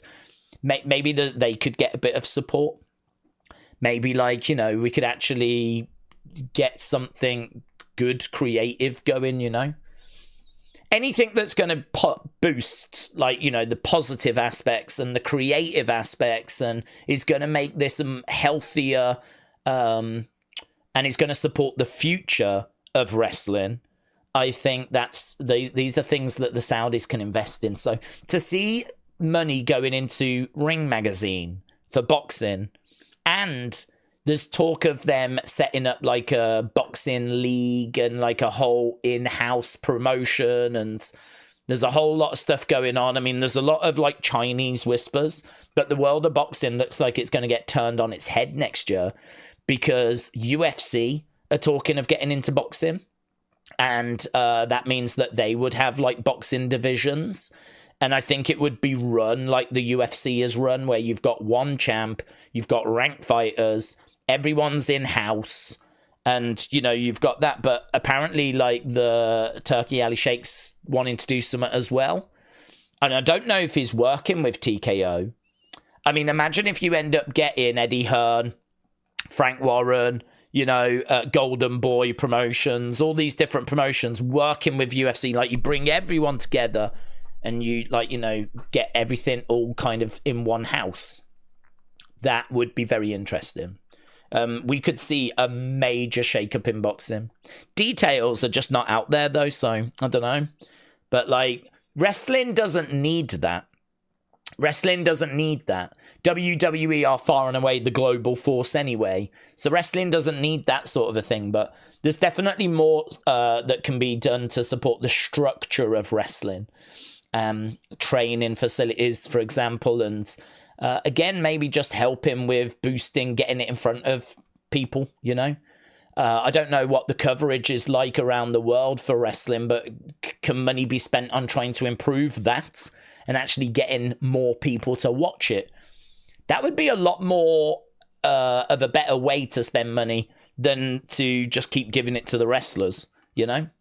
If you could actually find a way of getting like other TV, maybe you use some of that money to actually give to TV networks and say to them, I want you to air wrestling in this time slot.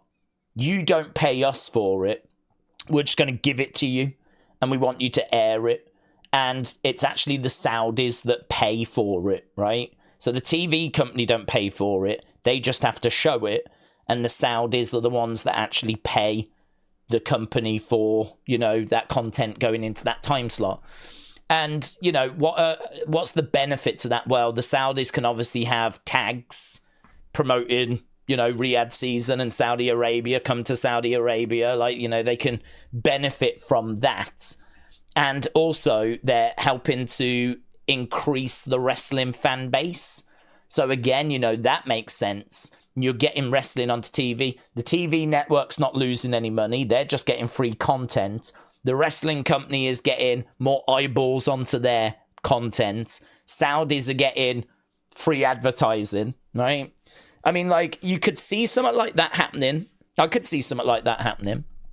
So I think anything that's going to support the structure and, you know, help increase the fan base, I'm totally down for all of that. All of that. Days, do we see these 6 returns tomorrow? Jimmy Hart, he'll be there. Alexa Bliss, no. Charlotte, she could be there. Ric Flair, he could be there. Becky Lynch, no. Hulk Hogan, he is expected to be there. Aussie Bloke said, it's not hard for TNA to be second this year when they only have WWE as competition. AEW and Ring of Honor is run by Tony Khan, said Aussie Bloke. Macarai said, who do we think will win the US title? The fans want Chelsea, But the better wrestler is Michin. Well, looking at our poll, we've had 600 votes. 53% of you have said Chelsea. 24% have said Bayley. 16% have said Tiffany. 7% have said Michin. So it seems like a lot of you are reflective of the wider community and are thinking that it's going to be Chelsea that gets the job done. Now, whether that is people thinking it's going to be Chelsea or just want it to be Chelsea, I'm not sure. I have gone with Chelsea, but I've gone with Chelsea winning in my predictions, really just because I know people want that. And I said in the video, I know people want this. I'd imagine WWE know that people want this. And I think it'd be a fun way to kind of end the year. Like, you know, why not? Why not? For me, it should have been Naomi. I don't think Bayley needs it. Bayley's had a lot of success. They might want to give Bayley a bit of a thank you for everything she's done, but they've given her a lot, you know? So I don't think it needs to be her. And then really, out of the options, Tiffany, she's only just started. Michin, for me, it's either Michin or it's Chelsea that I would give it to. And I think undeniably Chelsea's done more.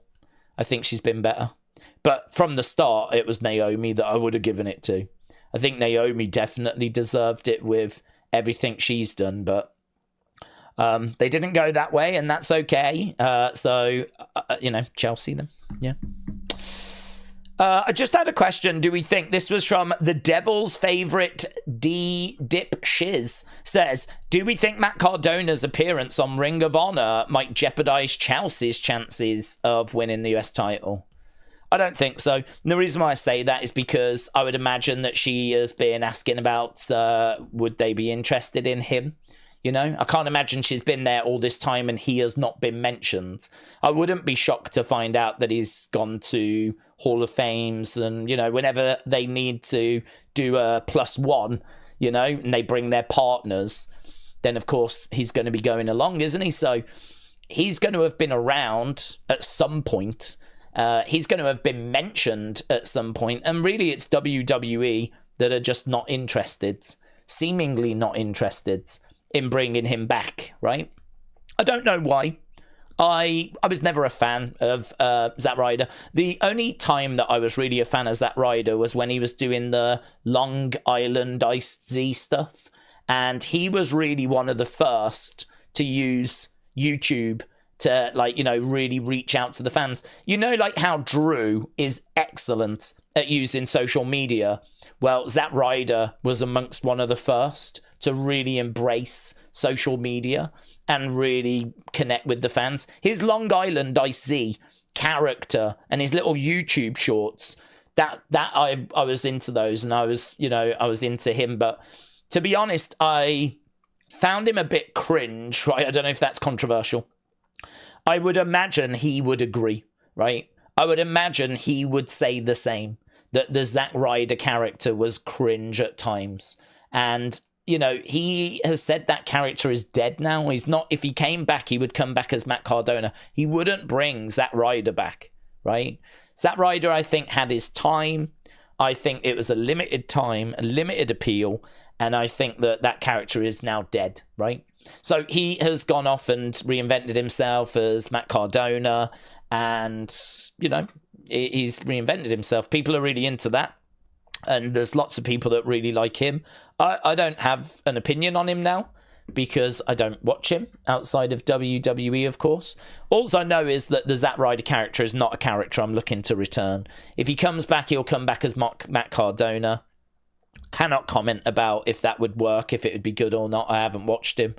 But WWE don't seem interested. But, you know, listen, AEW See Summit, they could have brought him in ages ago, but they haven't. And I don't know, there has to be some questions there as to why. You know, why did he leave WWE so long ago and never came into AEW? I think he did the odd appearance, but Tony Khan didn't fancy it. Triple H just took over, brought a load of people back. He didn't bring back Matt Cardona. He didn't fancy it. So Matt Cardona, for whatever reason, seems to be pretty low down the totem pole. And so he's got an opportunity now to to actually get into Ring of Honor and show what he's about, right? If I was Matt, I would want to know why. I mean, I would speak to Tony and I'd be like, listen, I really, I hope you don't take this the wrong way, but I'm just looking for feedback, and you seem like a straight up guy that's going to tell me the truth. What was it about me that just meant that, you've been reluctant to like work more with me? And you can't offend me or anything. I just, I want to get better. I want to learn. I want to, whatever it is. And I would genuinely ask Tony that, because even though Tony might be someone a lot of people are obviously down on, like, why would you ever ask Tony? Who cares, right? He is the guy that holds the keys to you being booked for AEW. And whatever you think about AEW, they are undeniably the second biggest company in North America. If you're not in WWE, you're going to want to be in AEW because they're the second biggest company. And so if I'm Matt Cardona, I've just been let go by WWE. Well, why did the second biggest company not want me? What was it about me that was such a turn off? And, he might go, well, I was a bit worried about your attitudes. I was, no offense, but I was a bit worried about your attitude. You always come across as really sharp, and you come across as being like to the point, but maybe to the point where it doesn't look like it's going to be a pleasant experience to actually work with you. It might be something like that.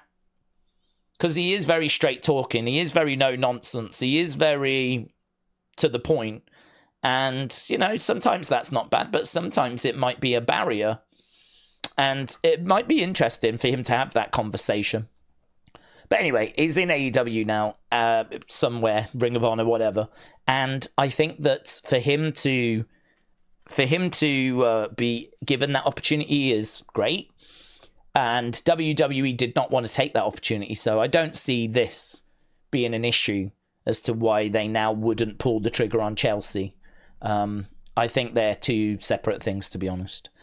Maybe under Vince they would have been that petty, but I don't think they'd be that petty now. If anything, I think they'd be pleased for him to see that, he's, doing something. Honest, I genuinely think that they would see it that way. With a lot of these things, you always try to put yourself in that position. And, like, for me, what I've just said is kind of how I view him. I find him very sharp. I find him very to the point. I find him very matter of fact. I find him to be someone that I can't imagine would be really that fun to work with, if I'm being truthful. That's how he comes across to me whenever I've seen interviews of him. I suppose in a way it might be that New York way, That's kind of New York. He's from Long Island. So I think New York very much is. I'm going to tell you how I feel, New York's got a reputation of people being a bit rude, And maybe it's just that. By the way, I don't know if that's true. I went to New York once, and it was absolutely fine. So I don't know if that reputation is warranted, but it's certainly that's out there, isn't it? So, but yeah, I don't think that people would be down on that, and I don't think that'd be a barrier. Aussie Boat said Cardona could get work in WWE. I don't see evidence that they refused to hire him. I don't know where you're getting that from. Anyone smart would not work for Tony Khan. Oh, well, it's quite simple. He's not there now. He's not there now, and he's spoken a lot about how he would love to return, and if he did return, he would not bring back the Zack Ryder character. So, listen, if he could work for WWE, he would be there now, right? It's that simple. He has made comment about the fact that he would like to go back, and the Zack Ryder character is dead. It's not a case that he is turning. It's not a case that WWE are knocking on his door and they are trying to get him to return and he's turning them down. Like, that is not happening. So, yeah, it's quite simple. It's quite straightforward as to why he is seemingly not wanted, because he's not there. Maybe an appearance by certain Viper tomorrow, said Deadpool. Maybe. I don't know. I don't know how many surprises we're gonna get. James said, I love straight talking. Oh, well, yes. Yes, that is. Yes, you do. One thing that we would never disagree with there is you definitely do. And as I said, look, it has positives at time.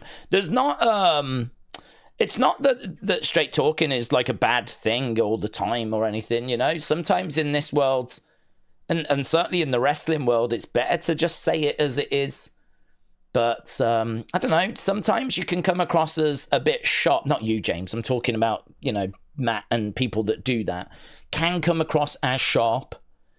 Can come across as, do you know what I mean? Like, not, this ain't going to be fun to work with. It would much be better to, you know, sometimes just bite your tongue. Again, not James. But like sometimes bite your tongue and let's just get through this, whatever. You might not want to do it, but like, just bite your tongue. It's got to be done. Let's get through this. Rather than everything being a battle and everything being spoken about and everything being like flipping, do you know what I mean? A nightmare. That would, if I was Tony, that's what I would think about Matt Cardona. I'd be thinking like, I'm going to ask him to do stuff and it's just going to be constant pushback. And I just don't need that battle. If I need something doing, I need something doing. If I'm Tony Khan and I've got like all these plates that I need to spin, you do just need people to say, yeah, I'll get that done for you. Just in any business, really. If you're a business owner, you're going to need people that are going to turn around and say, look, no problem, I'll get that done. Yeah. I'm sure you have to do it at work for your boss. I can get that done. Just leave it with me. I'll get that done for you. You know, sometimes it is a case of, you know, how high, you know, I need you to jump. Instead of why do you need me to jump, what we jump in for, you know, sometimes you do need people to go, how high do you need me to jump? Team player, all that stuff. And I can't say he isn't. I can't make out that he isn't because I don't know him. But that's the sort of vibe that I get from the brief interviews that I've seen and the little bits that he's put out is, yeah, outside of that, he can wrestle. He can talk. He's got a following. So you do, you know, outside of that, you do start to go, I actually don't know them. I don't know why you wouldn't bring him in. That's the only thing that I can think.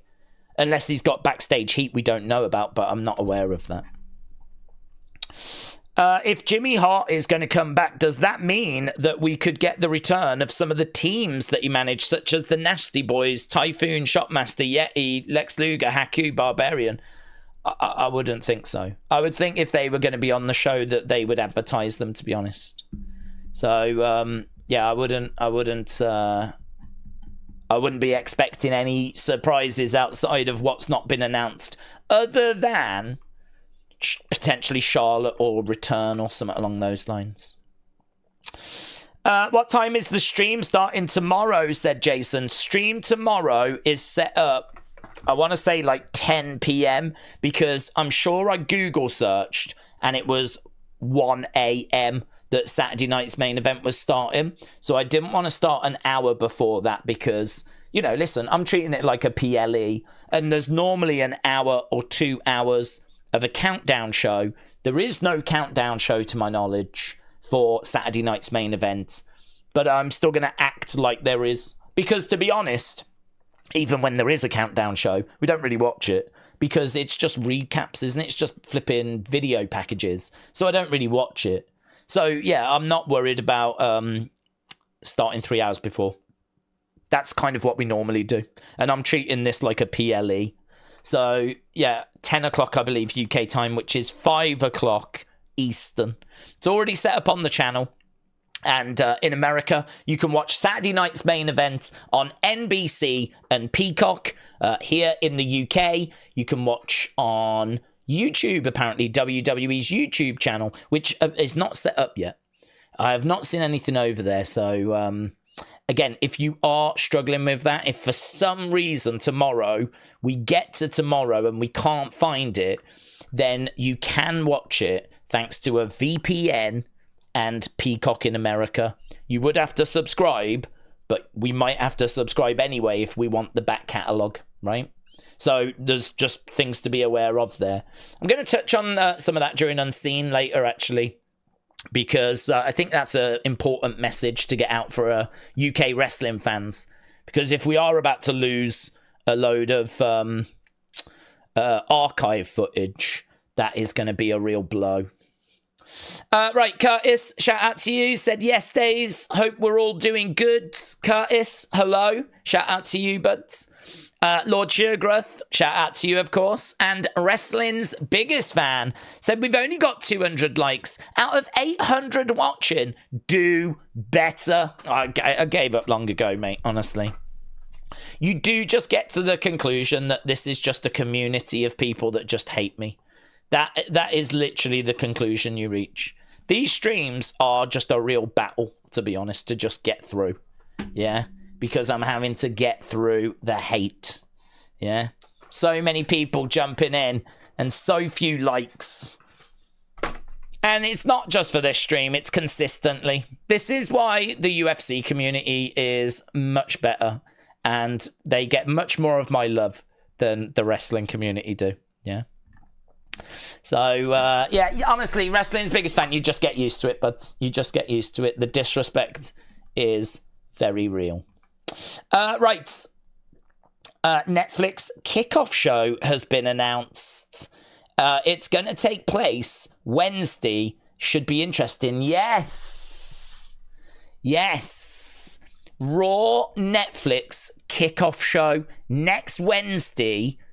And it says, okay, this is interesting. So Triple H teased this, but it's just been shown to the live crowd, right?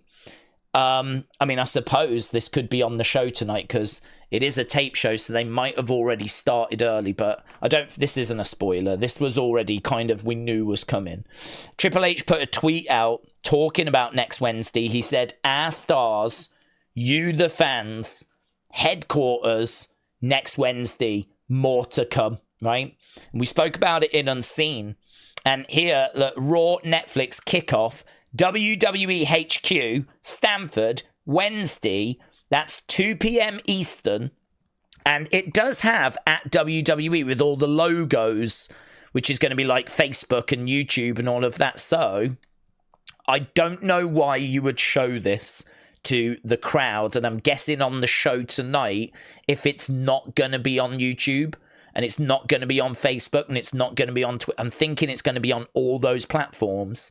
I'm thinking it's going to be let's go Netflix, this is what you can expect, blah blah blah blah blah, right? If that is on, we are obviously doing the watch along. Yeah, if that is a thing, like it looks like it's a thing, we are obviously doing the watch along. So big, I'm not going to retweet it actually, because is it a spoiler? It's not really a spoiler. I'm not going to retweet it. I'll put it in the Smackdown folder for tonight. But yeah, something to be aware of. Looks like that's going to be on the show later. Let's go. Okay, well, if we have started, that means we need to just be careful about not getting any flipping spoilers then. Psh, lovely. Kim Shane said, I don't hate Days. He keeps me sane and the community is mostly cool, apart from that Chadwick fella. Yeah, I have seen a lot of those comments, actually. Well, Kim Strange, thank you. I'm guessing you're one of the good 200, yeah, rather than the evil 600 that didn't leave a like, yeah? Mentally, I can only imagine you're one of the good eggs. 2 p.m. Eastern. So what time is Western, Northern, and Southern? Don't get me started. Honestly, trying to figure out time zones is a flipping nightmare. Aussie Bloke said, so it's a preview, the go-home show before Netflix. It's a kickoff preview thing, yeah. The language that they use is a bit different now, because on a Friday, the day before a PLE, they go with the kickoff name, and then the show just before the PLE on a Saturday, they go with the countdown name. So it seems like kickoff is being used as a way of sort of taking us into the weekend, right? So we're probably early, actually. They probably should have done this the weekend of, like, I don't know, the 3rd of January or something. Who knows? There might be some at that weekend as well. But yeah, the way they use these terms now tends to be that the show just before the PLE is the countdown, and the thing the day before or whatever is hyping it is the kickoff. So this is the kickoff for the Raw premiere on Netflix. Whether they do another kickoff closer to it, I'm not sure, but I'll take it. No complaints from me. Next Wednesday, I don't know what date that is actually. Next Wednesday is the 18th. So that means on the 18th, we could have a bonus stream. Hey, that's bonkers, actually. That means we're streaming on the today, tomorrow. Nothing on Sunday at the Mo. Monday, Tuesday, Wednesday. So we've got a fair few streams coming up over the next 4 or 5 days.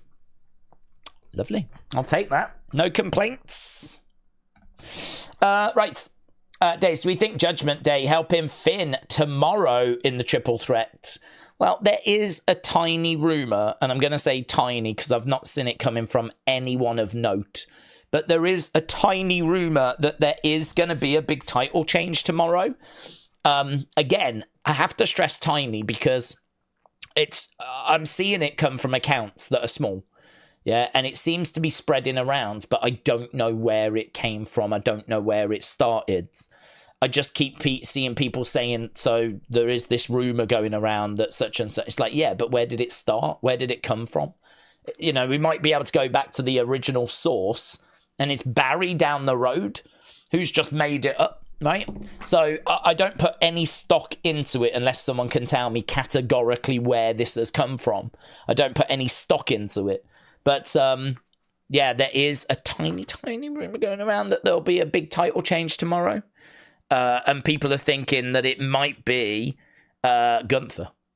Gunther would be the title change. So could it be that Judgment Day get involved and we actually end the year with Finn Balor winning the World Heavyweight Championship? I don't think so. I think all the champs retain. That's what I predicted. And because this tiny, tiny rumour, I don't know where it started. I don't know who came up with it. I don't know who's responsible for it. I can't put any stock into it. So as a result, I'm aware of it, but it's not enough to change my predictions or my opinion.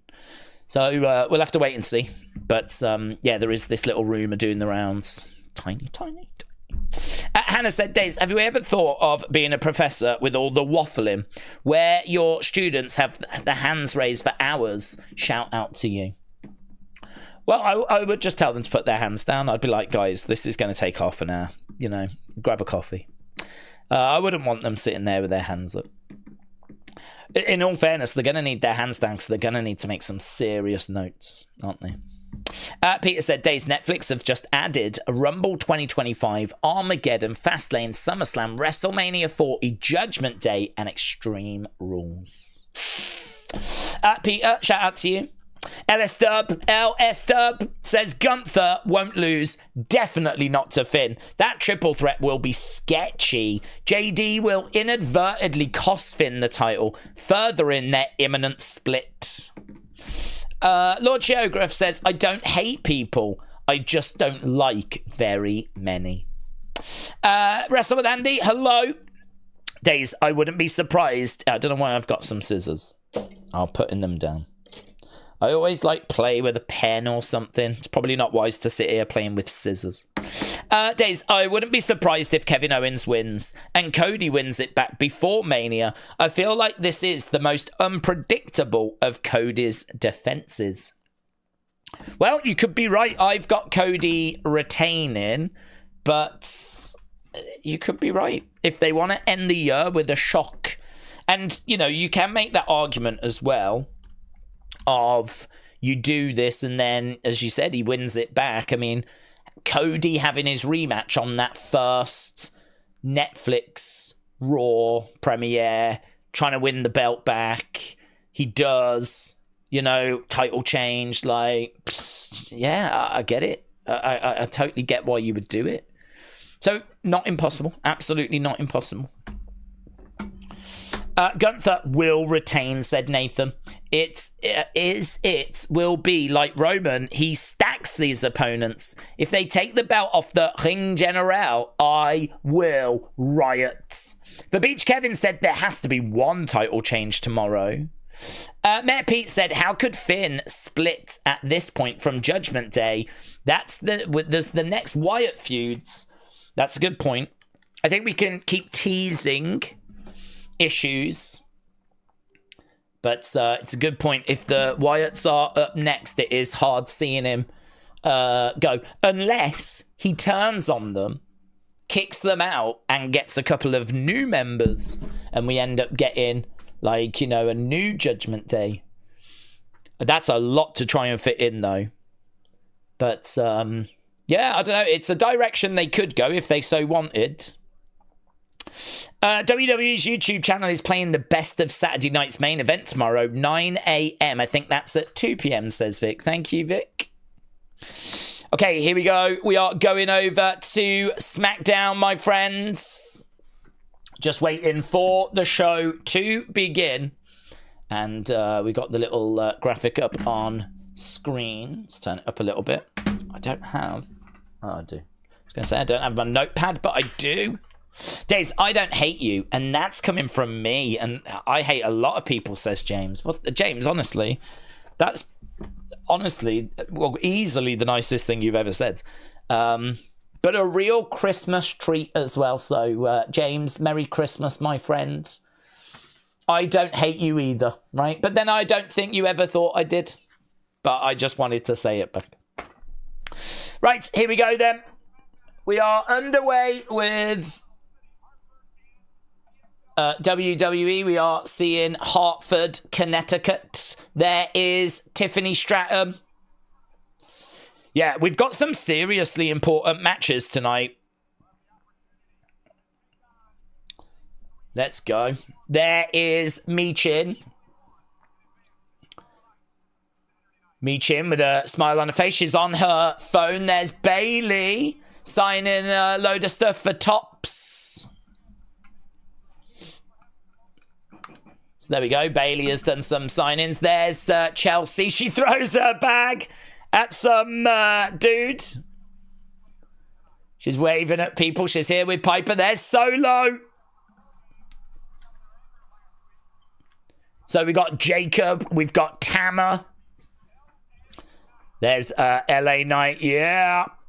Yeah. He's taking on Solo Sikoa tonight. Cody Rhodes getting off his coach. The final word before Saturday night's main event. Let's go. How are we starting this thing? Oh! Let's go.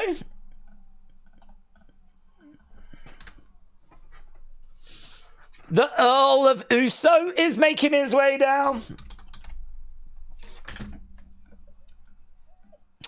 Jimmy Uso with a crutch is making his way down to the ring. Look at her nails. She had some serious nails. Some woman in the crowd with some black nails like this long. Let's go. So they're just showing how Jimmy picked up his injury.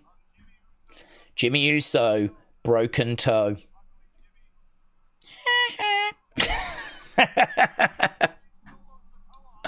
The OTC has spoken tonight. Hard to believe that Jacob Fatu's dad is Tama from the Islanders, who teamed with Haku back in the 80s, says Aero Fence. Here is Jimmy. See what Jimmy's got to say. Interesting. I did not expect us to start the show with Jimmy Uso. Takes a deep breath. We got some yeets. We got some yeets. That's the wrong twin. That's a great line. War Games was lit.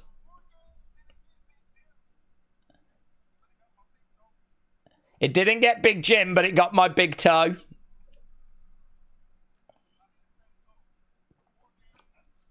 War Games meant everything.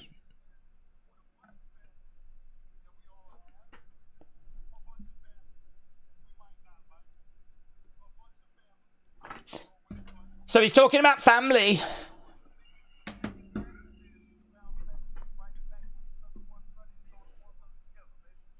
And he's talking of throwing the ones up together. Have they sweetened the sound? Is there like fake sound? There's loud cheers, but whenever they cut to the crowd, people don't seem to be cheering.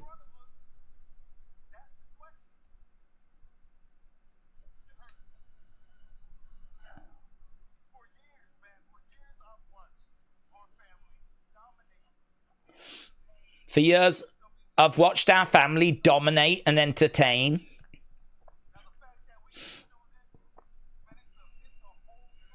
It's a dream that we can do this.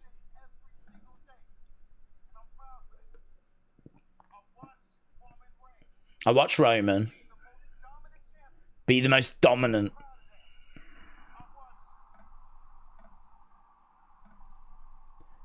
Yeah, like you can hear this big cheer. There you go. That's a proper OTC chant, though. That's a real OTC chant.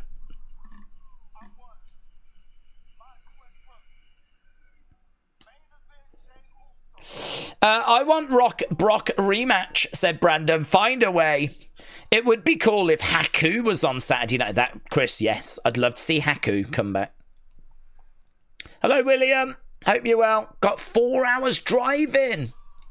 Nathan said, I've noticed that sound. It just sounds a little fake, doesn't it? Like it's in the distance. But then I hear stuff like OTC and some of them, and they sound fine. Jimmy said he's proud of Solo.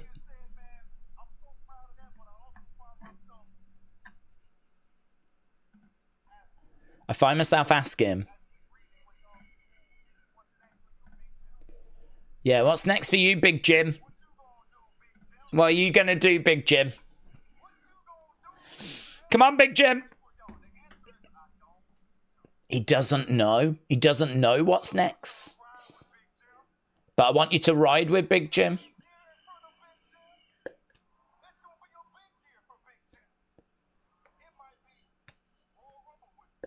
It might be Royal Rumble winner. I might go after the US title.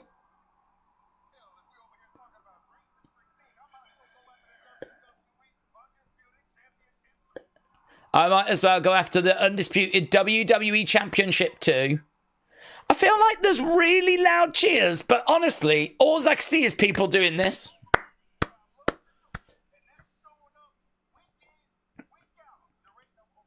I don't think you've built up Big Jim really for enough for the crowd to really get behind him.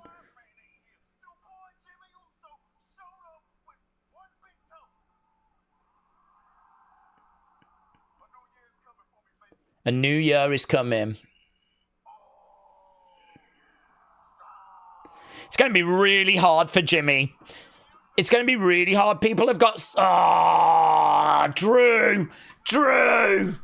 I was just about to say, he's got his brother killing it. It's going to be hard for him to find a way for him to stand out. I mean, when he came out, people were yeeting, and that's his brother's thing, as he pointed out.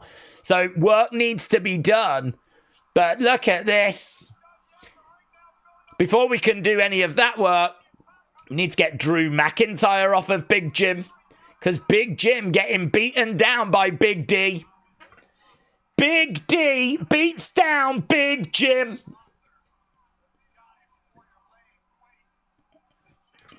Get out of there, Big D. Get out of there. You've done enough damage.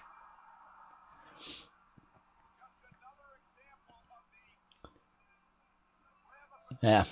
Jeez. Have you got any idea what this means for me? Oh, he's having a right go at him, isn't he, Nick Aldis? Jim's down. Jim's down. Big N is not happy with Big D, said 17 Fresh. Here's Big T. She's got 2 Big T's. Look at you, like a Christmas present, said Naya. Candice, Naya, Tiffany, Tiffany's boobs, they're all here. It's all about your legacy. That belt looks good around Naya's waist. I like it when the champs wear the belt. It's a mind-blowing concept. So many carry it over the shoulder now. Actually, flipping, put it on. Let's go. New Zealand currently won 16 for 1, said James. Not ideal, but they do need to fight back, don't they? So, when is Saturday night's main event on in the UK? Is it 1 in the afternoon? 1 in the morning. It's Sunday morning main event for us. Most Christmas presents are completely wrapped. She was only 35% wrapped at best, said Rob. That is true. That's a really good point, actually. If she had wrapped herself, she did a terrible job. Imagine if only 30% of your Christmas presents were wrapped. It's a really good point. It's a really good point. She's botched it.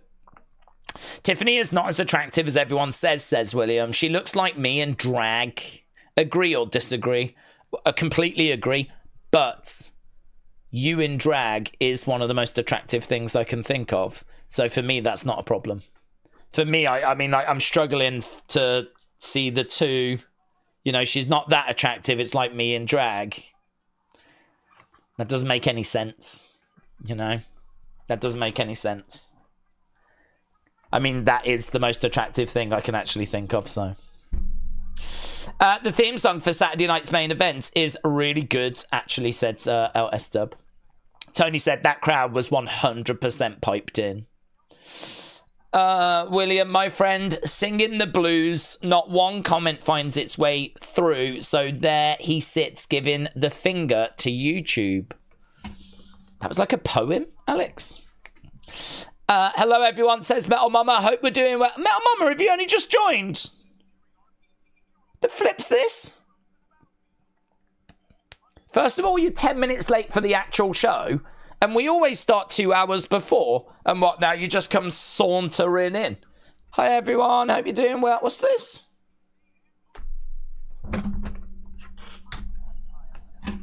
Do better. Chelsea Green will probably be the new US Women's Champion on Saturday. The new Shields should be Seth Freakin, Knowledge, Seth Freakin, Rollins, Kevin and Drew. Seth, Kevin, Drew. That should be the new Shields, says Alvy. I really think Tiffy will face Bayley for the Women's US title, but lose the same night and then cash in on Nia, said Shane. Metal Mama said, I've had a horrible day. I'm screwed. Well, that still doesn't excuse you walking in 10 minutes late, does it? Yeah? Don't make your problem our problem. Yeah? Just saying. New Zealand now won 20 for 1. Jeffrey said Bruno Sammartino was a girl. Jeffrey, that's unacceptable. That's unacceptable. I've timed you out. Jeffrey, you've been timed out. Bruno Sammartino wasn't a girl, actually. He was a lovely man. So we'll have no Bruno Sammartino disrespect. Yeah? That's on the list along with Monty Python, just so you know. Hensey in drag or Sable in Playboy? Yeah, that for years has been the impossible question. Wrestle with Andy. My Phenomenal Figures said it all seems like they put fake crowd noises in for when they show the superstars walking in. I think they really want to get Jimmy over. They want him to seem like a big deal. And I think they just haven't really done the work to kind of get the reactions they're looking for. So if they have sweetened it, I'm not down on it. I'm okay with it. I understand why you would do it. But hopefully it also sends a very clear message that there's clearly a lot of work that needs to be done there for Jimmy. But let's go. Yeah, no problems with that. James said that girl would F you up. Yeah. You think about that. Yeah. In your timeout. I only timed him out for 3 hours, so it'll be back in the stream. I mean, of course, the stream ends in 2, so none of us will be here when he's allowed back, but St. Bonaventure's long-term partnership with WWE includes nil opportunities for our players. Players! Right, come on, let's go. We had Jimmy Uso waffling. Here's Drew. Nick Aldis.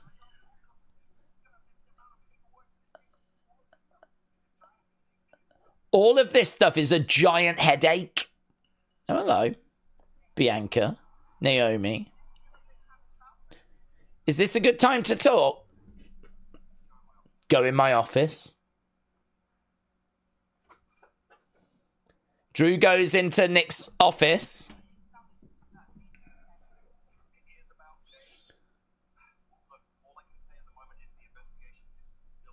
Investigation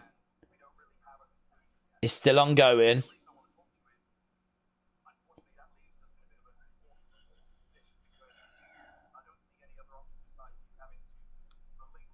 Relinquish tag titles. Yep. Yep. You've got to. You've got to.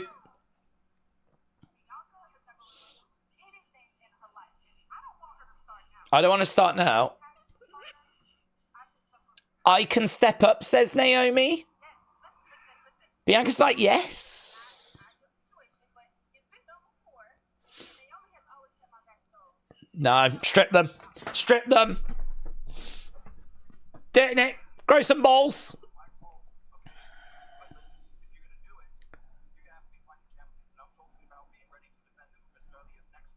Next week, you'll have to defend the titles. So, Naomi is going to step in. That makes her more of a suspect, doesn't it? That makes her more of a suspect. Let's have a look at Naomi. She wasn't really giving much away. Here's Tiffy time then. Proctor Dill, hello. Days, who's prettier, Tiffany or John Morrison? Well, in this outfit, I have to go Tiffany, I'm afraid. If you can find me a picture of John Morrison in this outfit, I will reconsider. But in this outfit, it's Tiffy time. It is Tiffy time. Right, Tiffany against Michin coming up next. Let's go.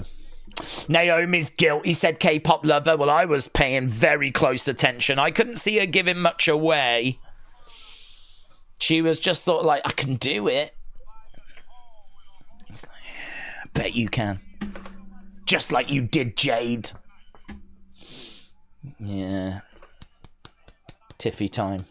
She should sell some Tiffy watches. Why don't they sell watches? Now you can tell the Tiffy time with this authentic Tiffany Stratton watch.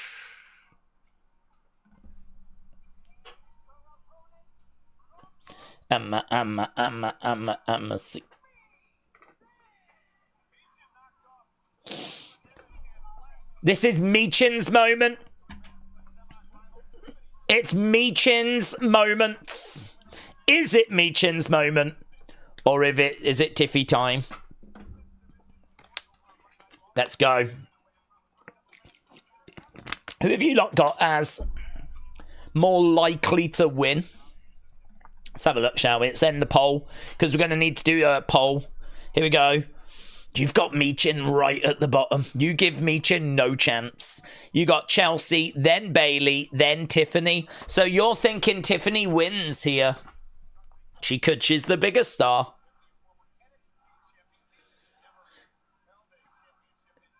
Are the crowd chanting Tiffy time, are they? I think the crowd are chanting Tiffy time. Boom. Tiffy puts her arms out. Crowd reacts. Down goes Michin, taking Tiffany down with her.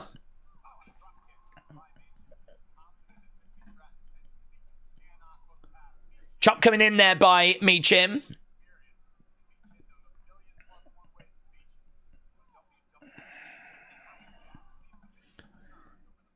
Here, look, Michin trying to get up. Taking Tiffany over. Michin, that was a little bit laboured. Goes over, shoulder tackle there by Michin. Tiffany goes down. Michin over by the ropes. Tiffany goes through the ropes to the outsides. Michin against the ropes. Looking for a suicide dive? No. Goes through the ropes, legs first, feet first. Knocks Tiffany down. Michin on the outside of the ring. Goes for a kick. Gets planted. Face first, Tiffany on the edge of the ring. The hardest part of the ring. She charges over. Stomps down. Oh, that move is nasty. That move is nasty. I told you. There we go. Tiffy jumps out the ring and we continue. Michin might become the first member of Retribution to win a belt, said Wrestle with Andy. Well, now we know why Naomi got knocked out. She could shack up with Bianca, says Dexter. JB said, I get secondhand embarrassed for the babyface when the crowd are cheering the heel. Yeah, Jay, yeah. So the crowd were cheering for Tiffany and like Michin. Oh, God. Yeah, that's hard for Michin, isn't it? That's a tough position to be in. You're the babyface. You're meant to have the support, but crowd are just a bit more into Tiffany. Days, apparently there's 6 legends that are going to appear. Jerry Lawler, Hacksaw Jim Duggan, Wendy Richter, Arn Anderson, Ric Flair, Hulk Hogan. I've not heard all of those names. Wendy Richter, I'm so excited for that. Jim said there's no WWE Tiffy Stratton watch for the same reason there's no Wrestling Days beanie. Because the world does not deserve good things. That's the only reason why. Kim Shane said, Days, which one of the 2 Tiffany's in WWE do we choose? OG Tiffany, the one that was in ECW, or Tiffany Stratton? I choose OG Tiffany. I honestly would probably choose Tiffany Stratton. I think she's still young, isn't she? How old is Tiffany Stratton?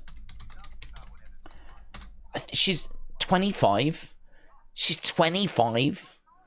So she's 25. She's only been doing wrestling for like 3 years. She's already a Money in the Bank winner on the main roster. Like, this girl has potentially, if she wants, got 15, 20 years career ahead of her. What she could go on to do within that time is, honestly, she might end up being remembered as one of the best.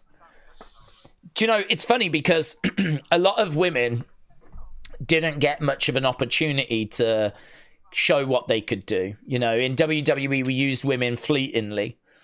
So really, the Divas era, we didn't use them very well. Before that, there wasn't many opportunities. You know, people like Chyna, Trish, Lita did incredible to have the careers that they had at the times that they had them, right? They did incredible.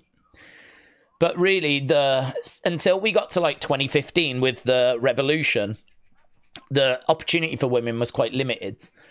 It's only really Becky, Charlotte, Sasha, it's only that generation that I think have really had an opportunity to have a full career and actually show what they can do. And what we're seeing now is a new generation, your Rheas, your Livs, your Tiffany's.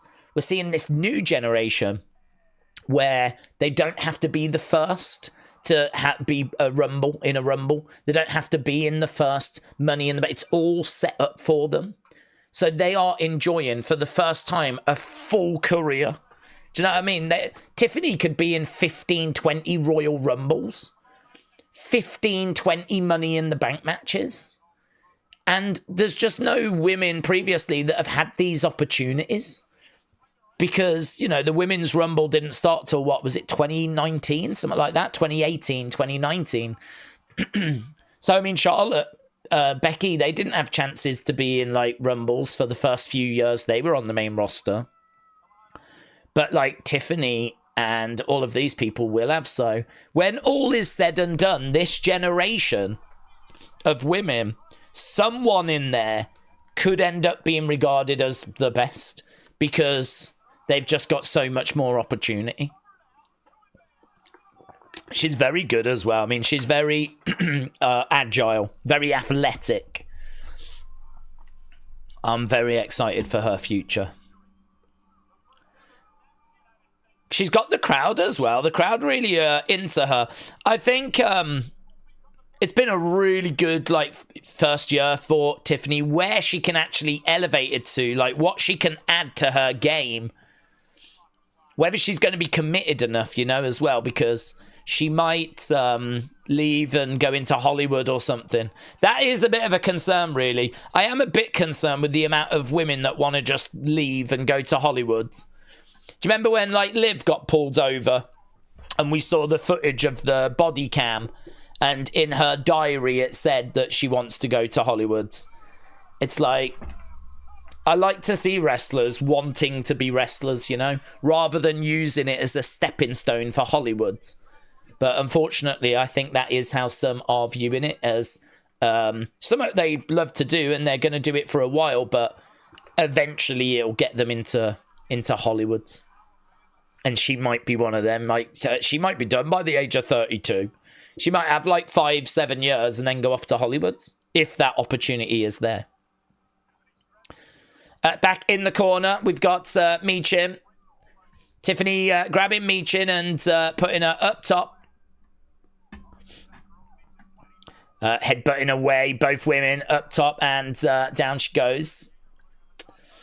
Do we think Drew will go to SmackDown as they building up heel Drew against face Roman?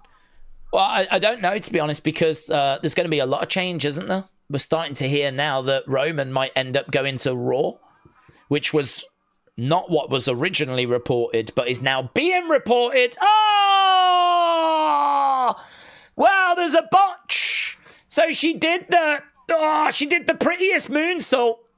1, 2, 3. Michin wins. Tiffany is out. Michin wins. She goes through. Yeah, Tiffany ends up still catching Michin with the prettiest moonsault. Michin getting the win. Is that a surprise? That's a great win for Michin. And I think it increases the chances for Chelsea Green, you know. Michin progresses. Will it be Bayley or will it be Chelsea? I think it increases the chances for Chelsea. Tiffany Stratton out.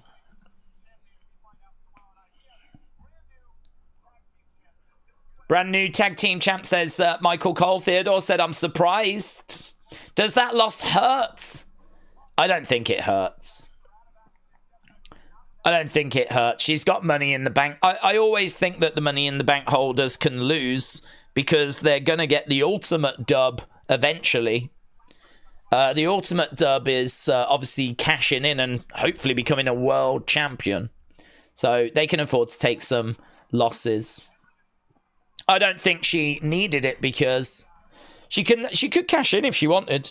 If she really wanted to be the first United States Women's Champion, she can cash in tomorrow. So she didn't need to get to the final. But nah, I don't think it hurts. Does it hurt Tiffany given she's holding Money in the Bank? The opposite for me. I don't think it hurts at all if you've got money in the bank. I think you can lose repeatedly.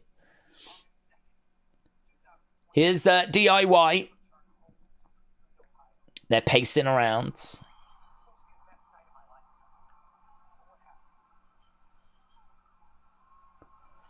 Yeah, they lost to the Bloodline. We got screwed.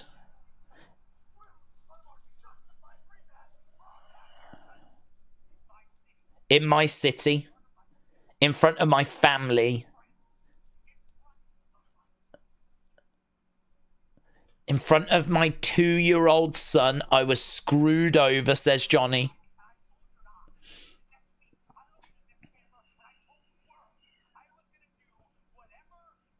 Yeah. I have no problem with you doing it, Johnny, honestly.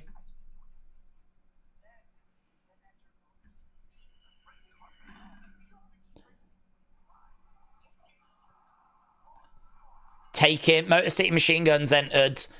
They got to the front of the line and they took our spot.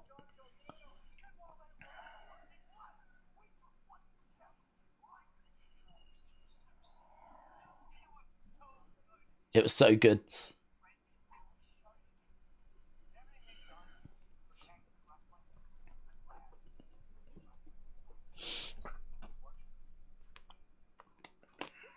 I'm glad they got their flowers, but it came at their funeral.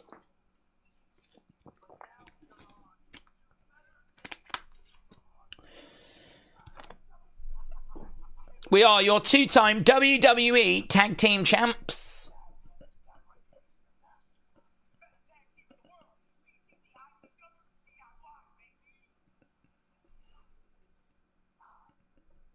We are DIY. Okay, that was all right. That was all right. I didn't mind that. Coming up next, the OTC has spoken. I don't know what that means. The OTC has spoken.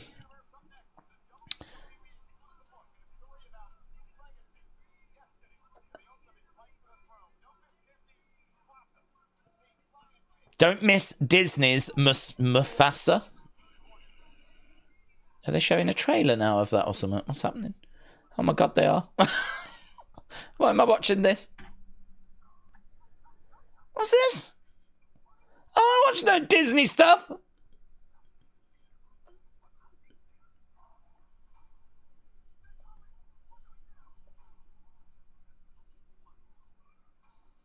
Looks rubbish. It's Disney. I'm surprised they haven't replaced all the animals just in case someone gets offended.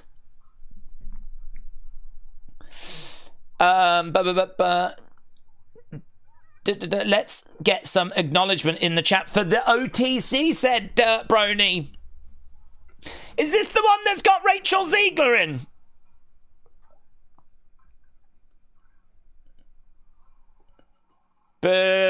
Which one's she? She, that little one there, that meerkat thing. Boo! I don't watch no Disney, said Theodore. Kian said, hashtag Days hates Disney. I'm 40, and I remember watching the original Lion King in the movie theatres. I think it came out 95-ish, said Freeman Anonymous. Do you know what, Freeman Anonymous? I've actually never seen the film, but I remember in the 90s. I think you are correct, about 94 in my mind, but could have been 95. I remember when it came out on videotape, VHS, I was in the supermarket, and back in the day, you still have it now actually in Walmarts, whatever, they would be showing videos that had come out on the screens. So I remember being in the supermarket. I was only young, and I was in the supermarket, and I was in the entertainment section, and on the screen they were showing The Lion King, and it was the bit where the dad is dead. And I remember standing there and like my eyes were like welling up. I'd never seen the film, but I just watched that scene in isolation, and you've got him going over like to his dad's and everything. And I remember being like young in the sense, my eyes were like all welling up and everything. I was like, forget this. don't like Disney anyway. Stupid Disney. Stupid cartoon lion. So I left all upset. I wasn't crying out loud or anything. It was just something was in my eye.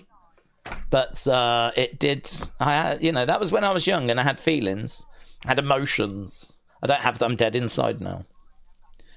Now, when he dies, I applaud and cheer. And I'm like, yeah, kill him again. But back then, I was such a lovely little thing, honestly. But yeah, I don't want to see this Rachel Ziegler remake. Ugh. Cameron Wrestling said, I hate Wrestle Votes. They've ruined who wins the US title. Have they? Have they?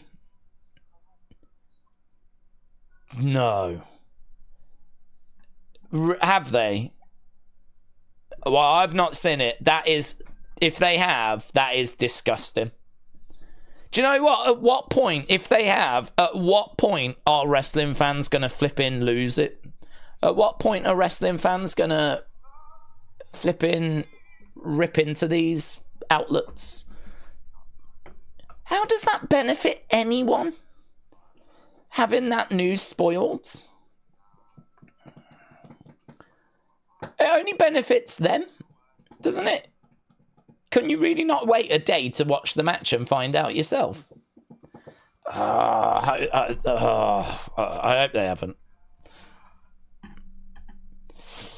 F WrestleVote said, Brony, that is so annoying. Daisy's dead inside. He knew he was related to The Undertaker, said Mr. B. Word of Wrestling said Daisy's lying. That only happened last week. Nathan said Aladdin with Robin Williams is better. I said it. You said it. I don't have a Disney ranking for animated films. I've only watched a few of them, you know. Most of them just don't appeal, do they? Because they're like Beauty and the Beast. Why would I ever want to watch that? Beauty and the Beast. What else have we got? Just all these princess ones. I don't give a flip about them. I'm watching them. I watched Aladdin. What else have I seen? Rescuers. I ain't watched many, you know. Thinking about it, I ain't watched many. Yeah, I don't know. Yeah, if you're I suppose there's more now if you're a kid. There's more now, but when I was growing up, there seemed to be aimed at girls more than boys. It's all about Cool Runnings. I think that's a Disney film. That's the best film ever made. Okay, we are back to the action. We're just seeing what went down last week when, of course, Bloodline were beating people up. Apollo, they beat up LA Knight, Andrade. Still got this, the Ula Fala. The Ula Fala. Okay, we've gone back to Michael Cole and Corey Graves.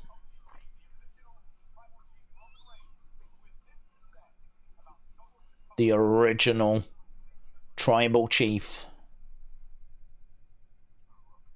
It's been a rough year. Here we go. Paul Heyman, Roman Reigns. Not that long ago, we ran everything. They had a 7-Eleven as well. It all fell apart. I lost my title. Where are they? He looks like he's at a harbour.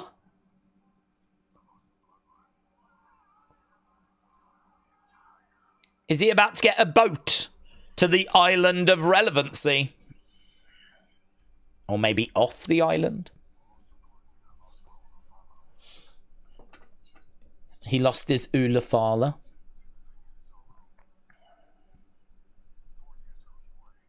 You weren't here 4 years ago.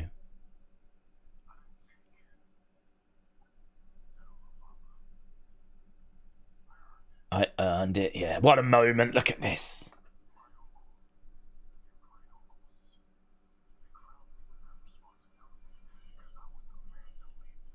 It's a shame that happened during lockdown. That would have been a bigger moment, wouldn't it? With the wild Samoans giving him that Ula Fala. That would have been... That feels like a real key moment.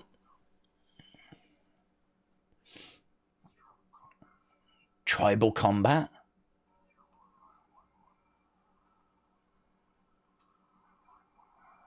You won one.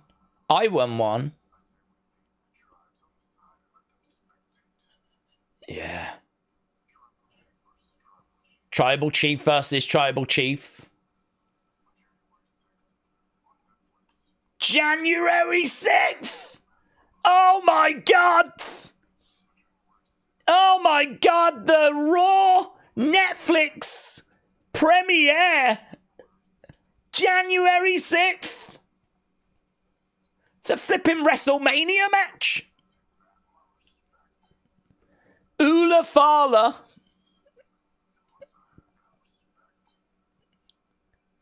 on the line. Look at Heyman. Is he going to turn on January 6th? Wasn't that when you Americans all stormed the Capitol? Well, we're storming Netflix now. And we're going to do the flipping Ula Fala match. It's tribal combat. Oh my God. I feel sick. I feel sick with excitement.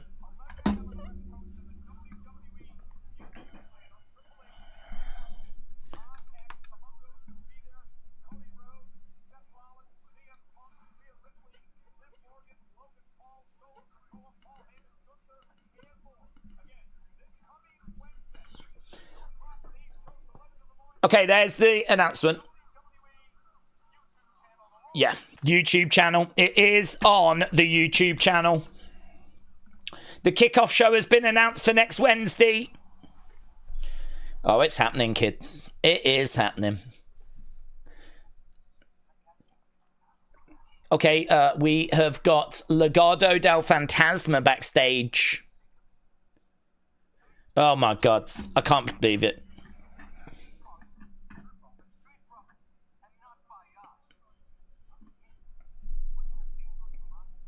What are you running here?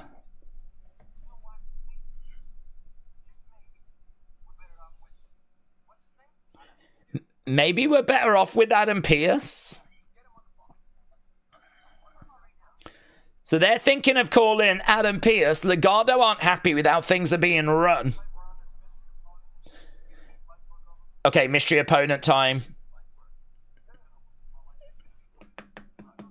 We will see. We'll see how light this is going to be. It's going to be real light.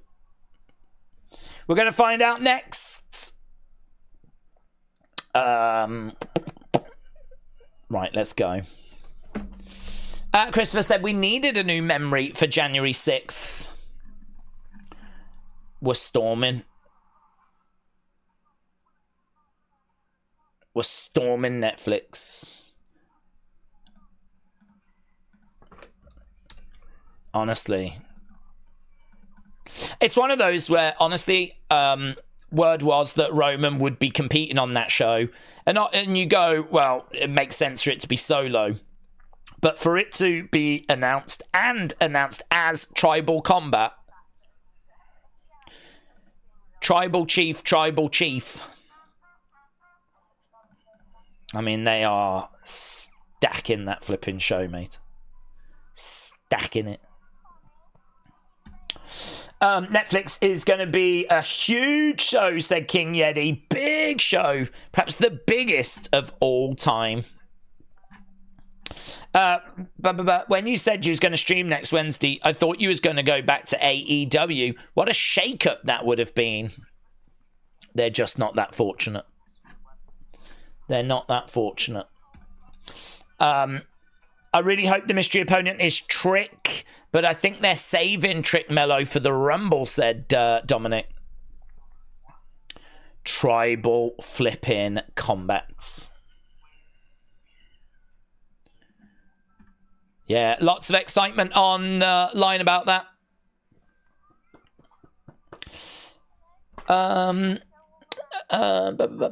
Did I just hear a trumpet? Said Tingerlin.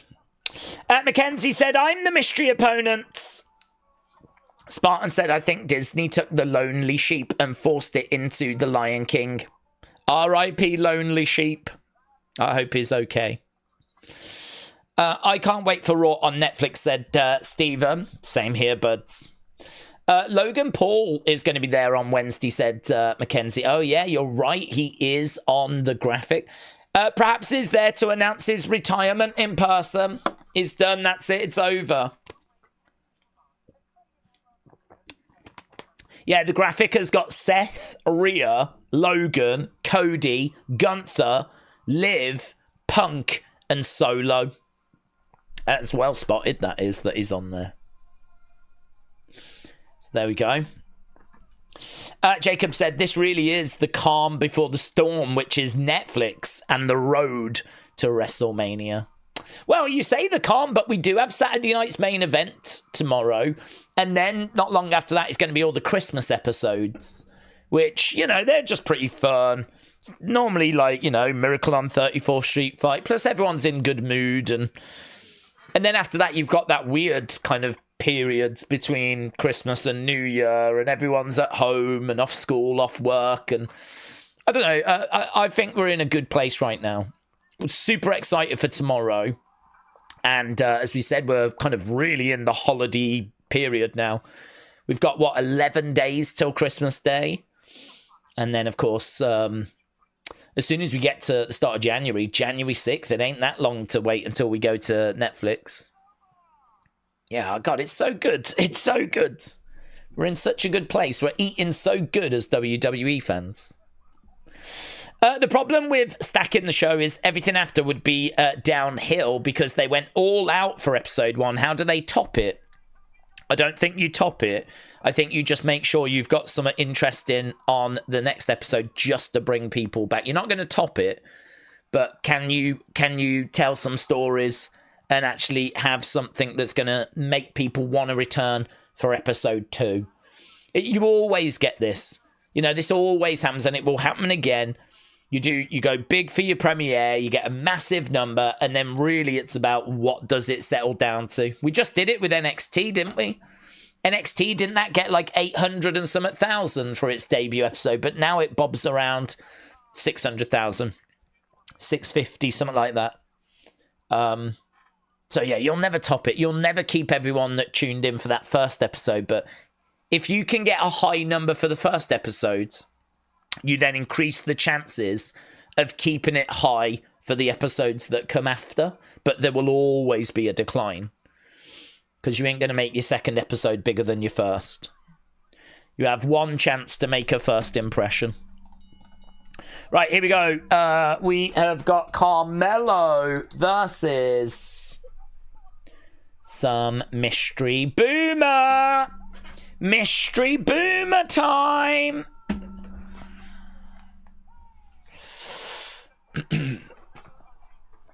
Okay, Carmelo making his way down to the ring.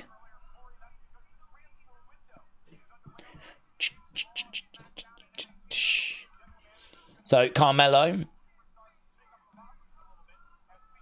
getting into the ring. Some boomer, said Chris. Some boomer. Days, do we think that the Netflix episode has the potential to be the best program show of all time? Well, I don't know about that. I don't know if we can go that far. I don't know that I can say it's going to be the greatest broadcast ever. We might be getting a little bit carried away. But, yeah, I mean, it's going to be one of the most eventful WWE shows of all time. Okay, here we go. And it's Braun. Braun Strowman makes his way out. Now, there had been rumours, and I had managed to avoid spoilers I saw the reaction and it was an underwhelming one. I don't know. I'm all right with Braun being back, but I do understand when people are thinking about NXT call-ups or Penta or stuff like this, that it turning out to be Braun, that is going to be something which is going to underwhelm. But I don't know. Braun's had a good year this year. His feud with Bronson was exciting. So to see Braun back, I'm not down on that. I'm not down on that. It's just one that you're not going to flipping lose your mind over. So, Braun in the ring. And this is going to be a real challenge for Carmelo. Bella sounded. Right, Aaron, shout out to you, buds. I hope you're well. Said that's great. Can't wait for this Raw with Punk Seth reportedly also on that show too. I really hope we get Roman, Punk, Cody, Randy, Gunther, Cena. That would be class. Hope you are well, Dave. Same with you, Aaron. Hope you are well. So, yeah, I mean, I think that you stand a great chance of getting all of those. I mean, Cena will be on that show. Word is Rock is going to be on that show. Roman against Solo on that show. Punk and Seth on that show. So Cody will be on that show. The only ones I'm not sure about will be Randy and Gunther. I would expect Randy, actually. I'd expect Randy. Such a big star like Randy. Gunther, though, it seems like he is going to be moving to SmackDown, so I'm not sure about Gunther. Oh, my God. Did you see that? Springboard DDT. He kind of went back and grabbed and went... I don't know that I've seen him do that. Springboard into a DDT. That was sick from Carmelo. That was so impressive. Strowman catches Carmelo mid-air. Boom! Power slam! That might be it. Do you know what? You might do some real impressive moves. But at the end of the day, there's just no beating the size or the power of Braun Strowman. Braun Strowman picks up the victory. It was short. It was sweet. Let's go match scores, shall we?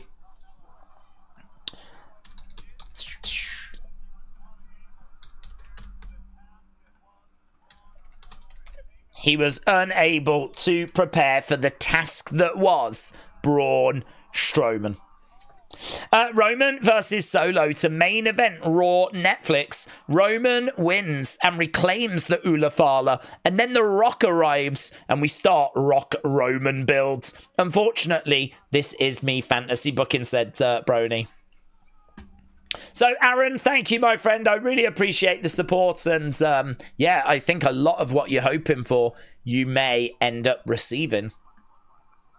We're backstage with Byron Saxton and LA Knight. Yeah. Let me talk to you. Let's go.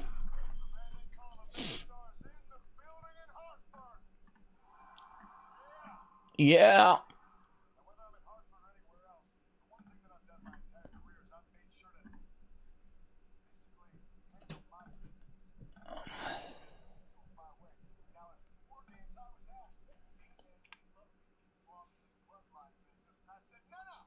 At War Games, they asked me to get involved in this Bloodline business, but I said no.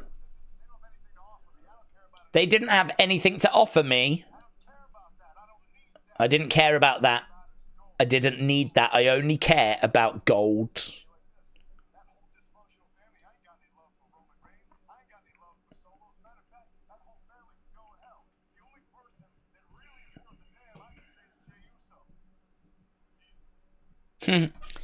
The only person that's worth a damn in that family is Jey Uso. Yeet.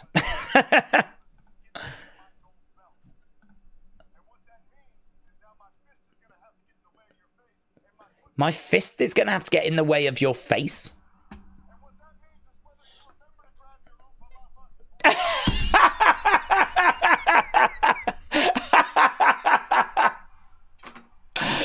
That's one of the funniest things he's ever said.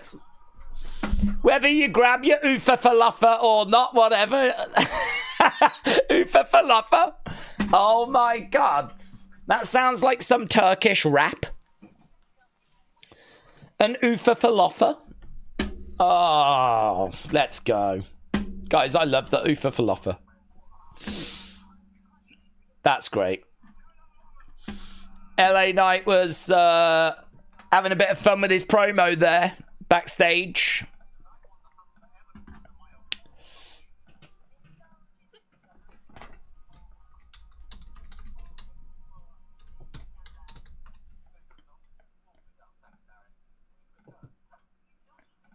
Ufa Falafel. It's good, isn't it? It was a fun little moment, that.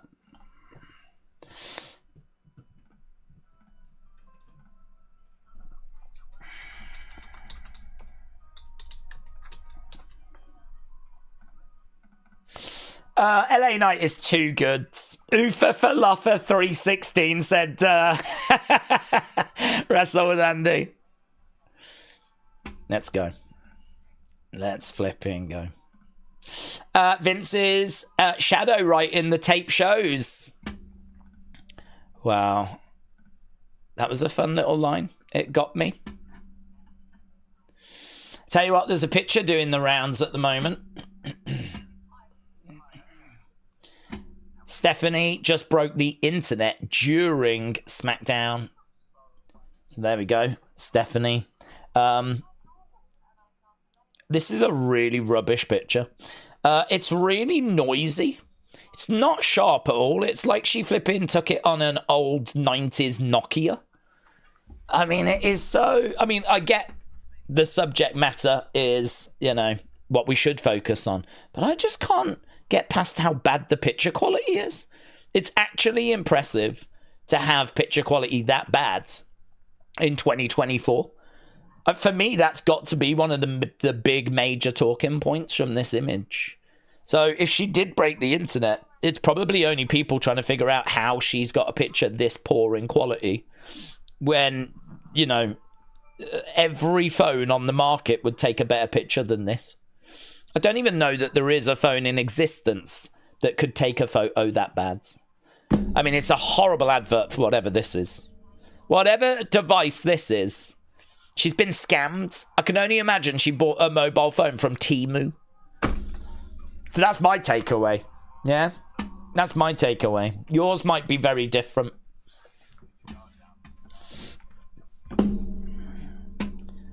Awful.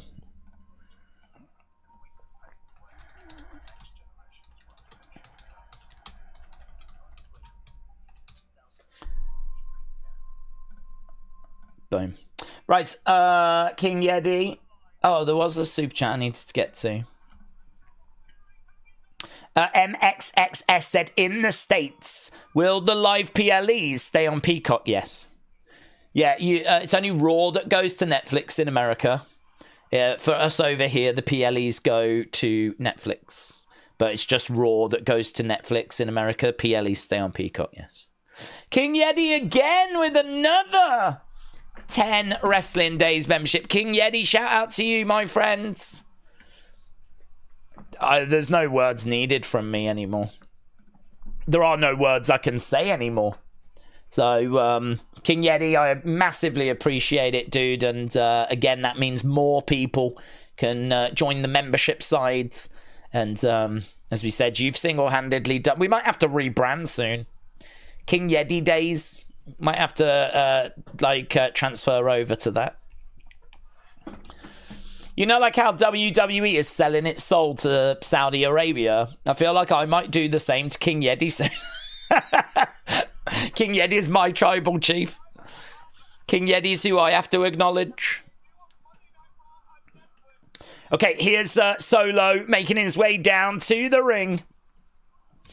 So he's taking on... He's taking on LA Knight tonight, is he not? I believe so. Solo Sikoa versus LA Knight. We're done with the first hour. Not bad. Not bad. Carmelo versus Braun. Obviously, we've had some big announcements.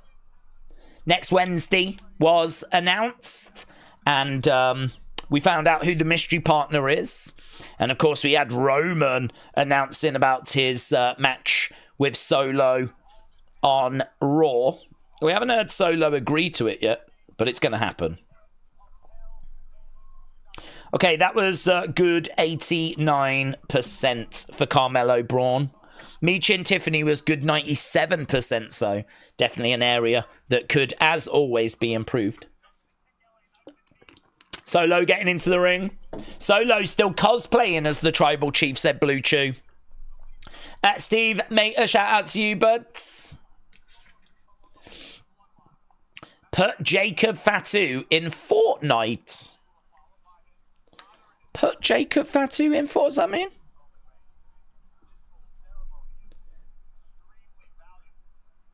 It's a weird sign, isn't it? Is that a weird sign? That strikes me as a weird sign. Are there any wrestlers in Fortnite? Does that even make sense? Put Jacob Fatu in Fortnite. Okay, so Tama, Jacob has seen the sign as well. I don't think Jacob knows what to make of it. Jacob just sort of looked, he didn't react to it at all. He just looked at it, and I think he was as confused as I was.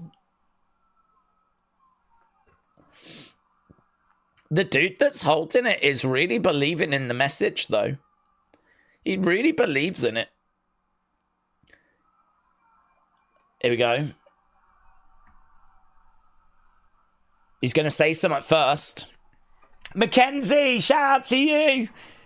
Gifting 1 Wrestling Days membership.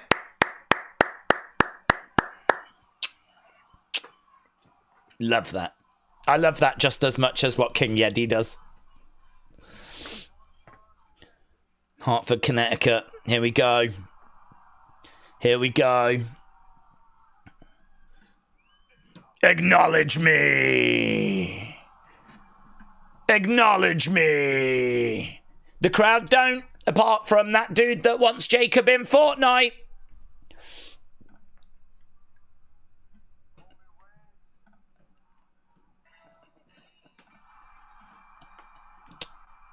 LA Knight. So he was just about to answer him. Hey, check this out from World of Wrestling. For anyone watching Wrestling Days who is new, don't worry, we do also talk about wrestling. Look how shocked I look in this picture. It's like I've never seen a woman before. There is a good reason for that. Do you know what? I feel like this really paints the wrong picture of me, because this makes it look like I'm just in awe of the... I mean, look at it. It's like I'm stunned by this woman. And I'm like, when actually, if you watch it, I'm just a boomer that was moaning about picture quality. If you actually watch the clip, I'm a boomer sat there going, who takes pictures this bad? Who's this bad at pictures? How can you take pictures this bad? But actually, what's happened here is it makes me look like I'm open-mouthed. It makes me look like an open-mouthed perv. Like I'm so shocked at what I'm seeing, I can't even close my mouth. I'm stunned. Stunned? But that's not what happened. See, photos lie. Photos lie. Don't believe everything you see on the internet, kids. Yeah. It's made it look like it's had all kinds of funny effects on me, you know. Right, anyway, LA Knight, Solo Sikoa, let's go.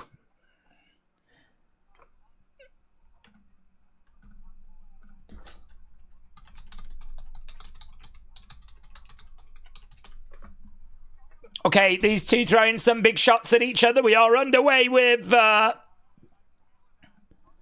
LA Knight goes into the corner.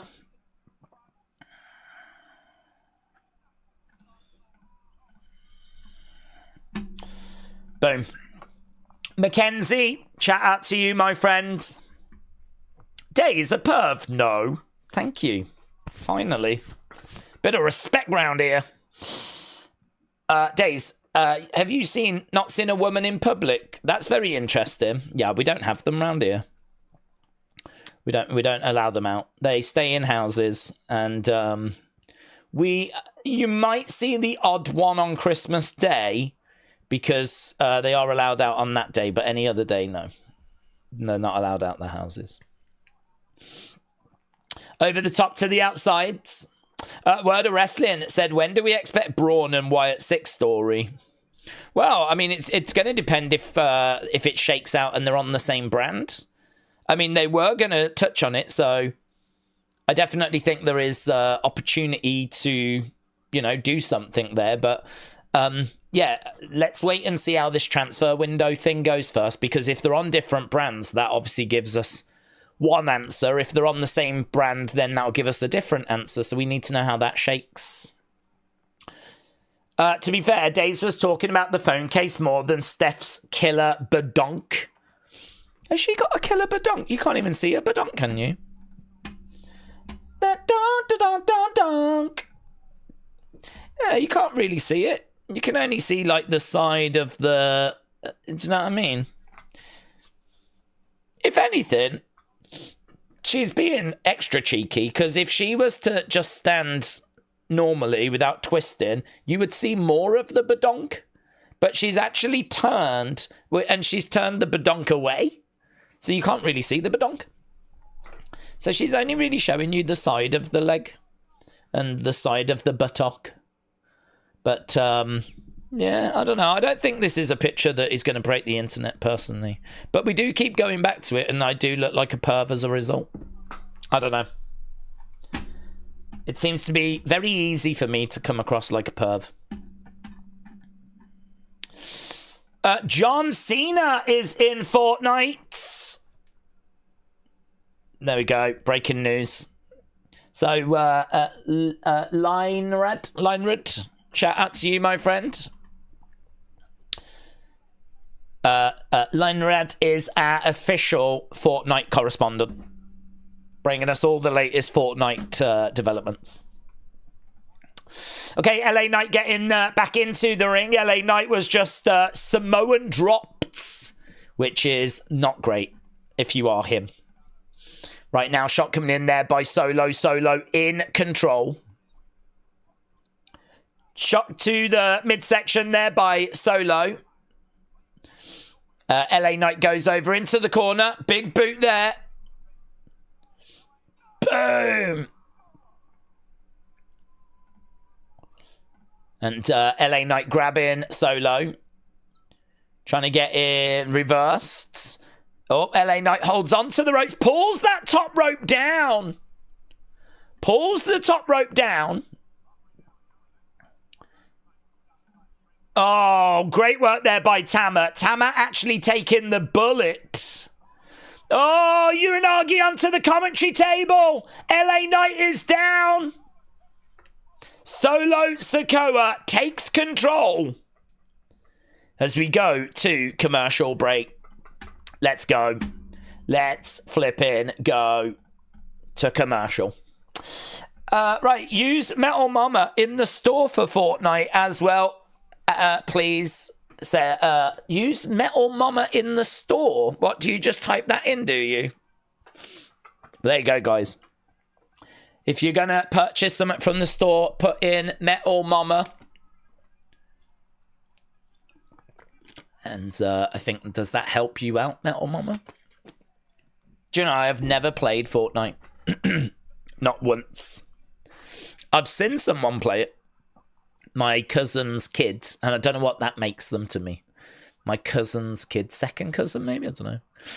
I watched, they were playing it years and years and years ago. But I've never played it. If the crowd seems quiet, imagine next week, because they're going to have to sit through 2 hours. Says Brony. I worded my super chat wrong, says Aaron. I meant, I hope we get Roman versus Punk, Cena versus Gunther, Cody versus Randy at WrestleMania. Ah, that makes more sense. That makes more sense. Roman Punk would be huge after, what we saw with Survivor Series. Cena Gunther, I can vibe with that. Cody Randy, I can vibe with that. Where does The Rock fit in, though? Although saying that, there are rumours that The Rock actually might not be competing. Those rumours did the rounds. Just never know what you can believe in this day and age. Is it? You just don't know what you can believe. James said, Days, you need to acknowledge Mackenzie, who just became a member. Mackenzie, shout out to you. Look, Mackenzie Scoos. Shout out to you. And also Mackenzie fired in a gifted membership as well, which I acknowledged. The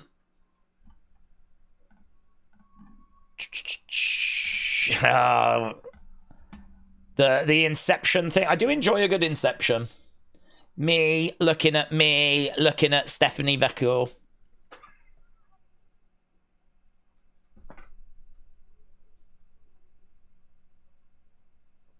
There we go. Look at that. Do you remember we did it before? Did we get to 5 or 6? And we were trying to do different expressions for each one. Honestly, sometimes wrestling's a little bit slow and we have to find our own entertainment. And it is just these little things sometimes.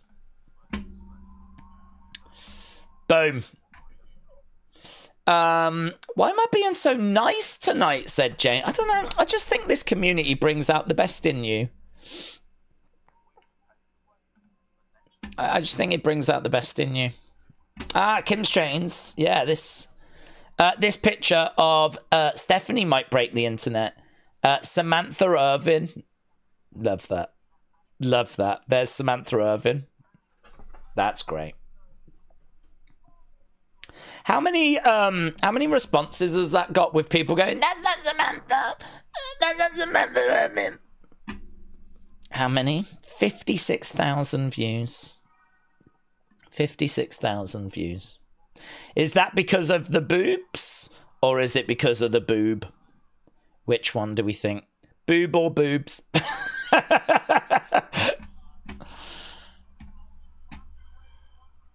Okay, Solo.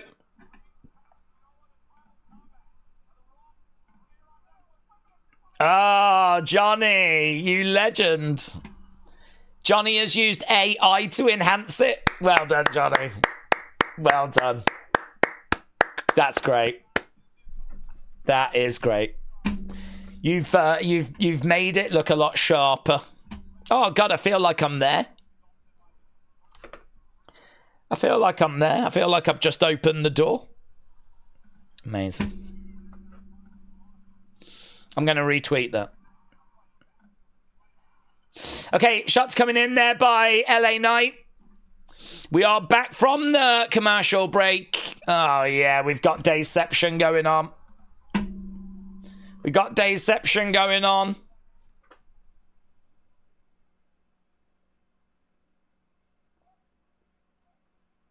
There we go.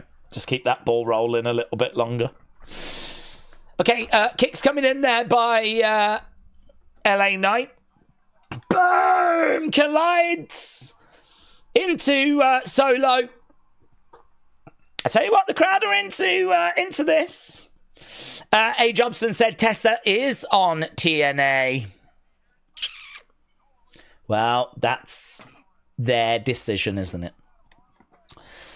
Okay, Solo on the outside, LA Knight going out after him. Oh, he went the other way. So it looked like he was about to jump on Solo, but he actually went the other way. He took down Jacob. He took down Tama. He grabs a hold of Solo. Oh, Jacob! Did you see the heights? Wow, Jacob went really up, came down on the table. I don't think the table broke, though. That was sick. LA Knight in the ring. Super kick there by Solo. Solo grabbing LA Knight. Oh, Samoan Spike misses. Uranagi plants him down. LA Knight is going up. Middle rope. He's perched. LA Knight. Up top. Elbow connects. LA Knight, 1, 2. Oh, could you imagine if Solo lost this? with us trying to build up a match against Roman. It's not happening, is it? It's just not happening. Corey, get the hell out the way because Jacob's back! Jacob's back! Ah! Grabs LA Knight, drags him out the ring. It's going to be a DQ. LA Knight's going to win by DQ. But that was a really fun moment. Jacob just held LA Knight so hard into the barricade he took himself over. Oh my God. Oh my God. Oh my God. Jacob doing Jacob things. Oh, he grabs LA Knight. A savage assault. Let's go. Let's go. Let's go. Boom. Yes. Here come the hyenas. So there's a beatdown. Is someone going to come to the rescue? Someone is. It's Andrade and Apollo. Andrade and Apollo have come down to make the save. So it looks like we're giving this new Bloodline just a bit of a feud to be getting on with on SmackDown. Apollo, Andrade, LA Knight. Solo standing over the Timu Bloodline. In charge.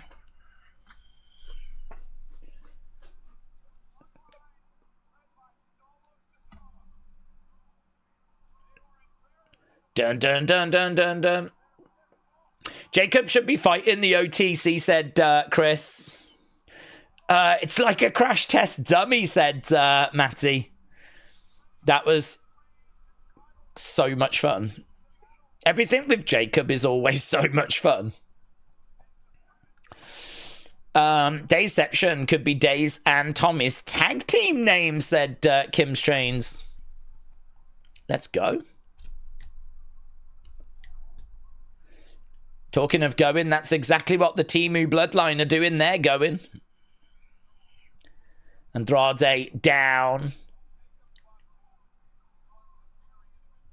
Jacob Fatu is one scary individual, says Michael Cole. The ones go up. The ones go up. No botcha lower, of course. He looks at that Ula follower. We're backstage with Braun. We're backstage with Braun. Pretty deadly.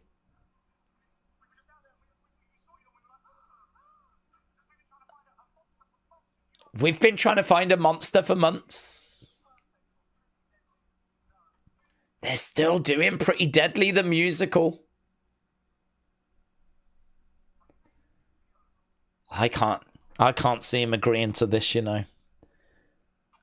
I don't think that's his thing. He shakes his head, he walks away. No, not interested, mate. I did like that from Braun. Here was Byron. And Braun was like, oh, God, what now? Hey, I tell you what now. Grayson Waller and Austin Theory. A-Town Down Under.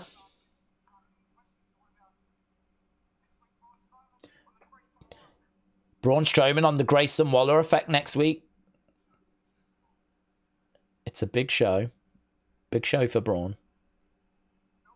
Yeah. I'll see you next week, says Braun. Yes. How does that feel, Byron? Well, there we go. Bayley making her way down now, kids. Bayley making her way down. Role model. All right, so she is actually back.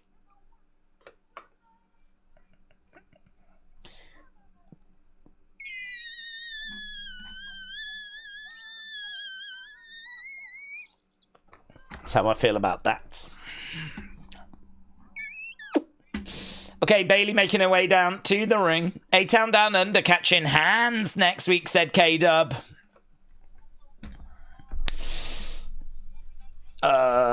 61, 35, 2, good, 98.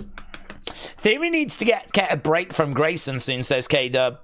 Will Roman be on Saturday night's main events? No. Flint, he's not advertised. I love you, Solo, said Ellis. Come on, Chelsea, says Toby. Yeah, this is the big one. This is the big one. Bayley versus Chelsea. Yes, this is the big one. You're right. Days, what about a halftime? We're too late.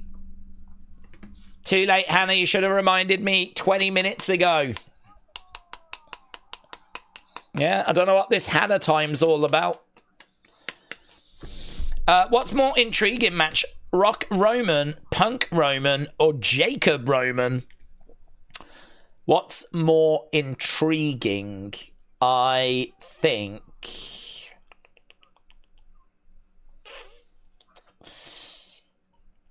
That's a really good question. That is so good, I'm actually going to ask the community. What is more intriguing? I don't know how you spell intriguing. I've guessed.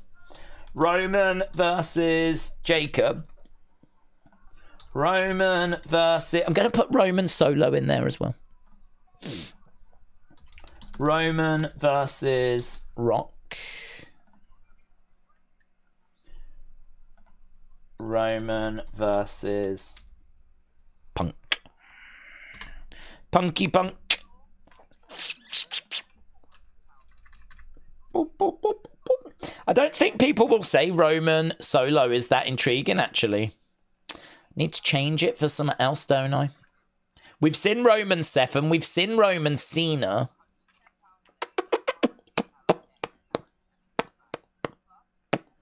What about Roman Gunther? Nah, I think that'll still finish bottom, won't it? Oh, this is interesting because we can have 4 options. Roman Obafemi. Roman Rock, Roman Punk, Roman Jacob, Roman...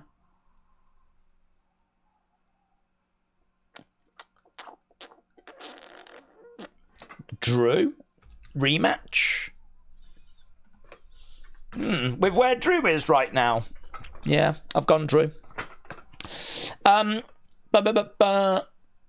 Tessa just returned. I watched the clip. Her being presented as a heel is in bad taste. Well, I don't know. Her being presented as a face would be hard to sell, wouldn't it? She doesn't have a place in wrestling. I hope she goes nowhere, said LS Dub. LS Dub is not in a forgiving mood. I tried to remind you about halftime, but you was looking at Stephanie's assets. Priorities. Actually, excuse me. I was looking at the picture quality. I was not looking at her assets. I was looking at the lack of picture quality. Thank you.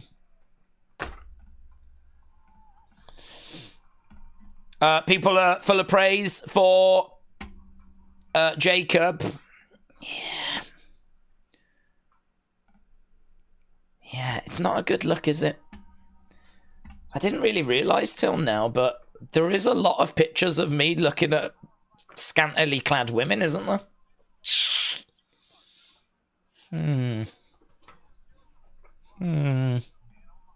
I never knew. I never realised.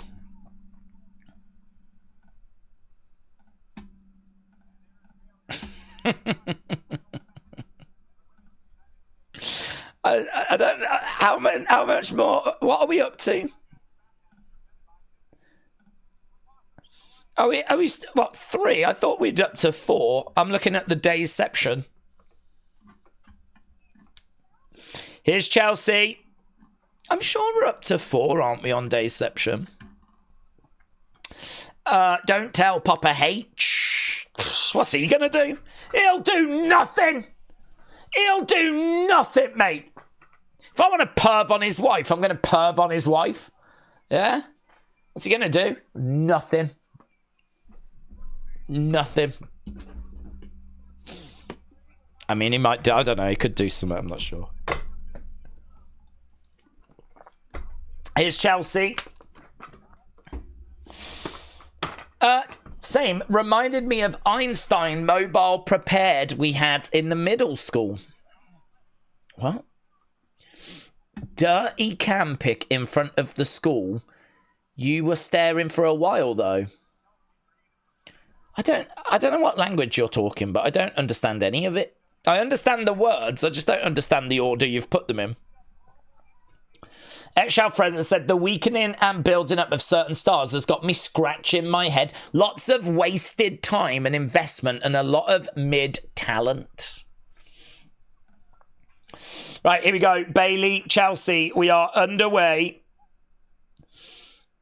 Chelsea gets out the ring. Cheap shot, I wasn't ready. She gets back into the ring. Going over, rolling up. 2. Just a 2 count.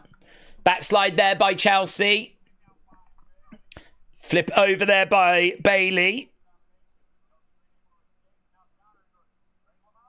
1, 2. Just a couple of counts there. We are underway. This isn't our main event, is it? It's too early to be the main event. Kicks coming in there by Chelsea. I'm thinking Chelsea gets this done. I'm really thinking Chelsea gets this done. Oh my God! God, she really, really just nailed Bayley. Mate, she just absolutely cracked Bayley. Bayley just like folded down. Yep, good arm drag. Bayley going over into the corner. Boom. 1, 2. Kick out there by Chelsea. Kick out by Chelsea. Chelsea going over to the corner. Bayley getting up and over. Grabbing Chelsea. Reversed. Bayley going over the other side. Up over the top. Lands on her feet. Arm drag again there by Bayley. It's all Bayley right now. In a proper normal fight, Bayley walks this. But, clothesline. I'm thinking Piper makes her presence felt. Who can stop Jacob Fatu?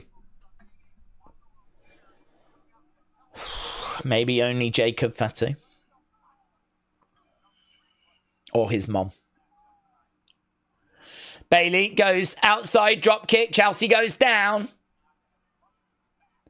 Bayley is going over to Chelsea. She grabs Chelsea. Chelsea is running away. She gets back into the ring. Bayley gets in the ring. Chelsea against the ropes. Bayley against the ropes. Oh, she tries to hit Bayley from behind. Forearm strikes coming in. Yeah, here's Piper. Here's Piper. Ah, stomp down by Chelsea. 1, 2. Shoulder up. Shoulder up. And we go to commercial break. Tessa has returned. How do you feel about it? I'm going to ask that actually on... because we've got this poll here and I'm going to need this to be a match poll. So I'll do it on Twitter. How do you feel about Tessa returning to TNA? Love it. Love it. Hate it.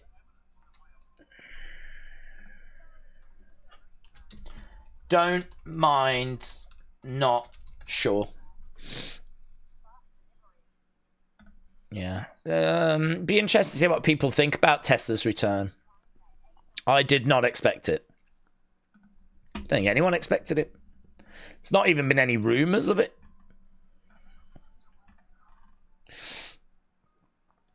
Mr. Say No said, just confirming, I saw a commercial that WWE are coming to Detroit.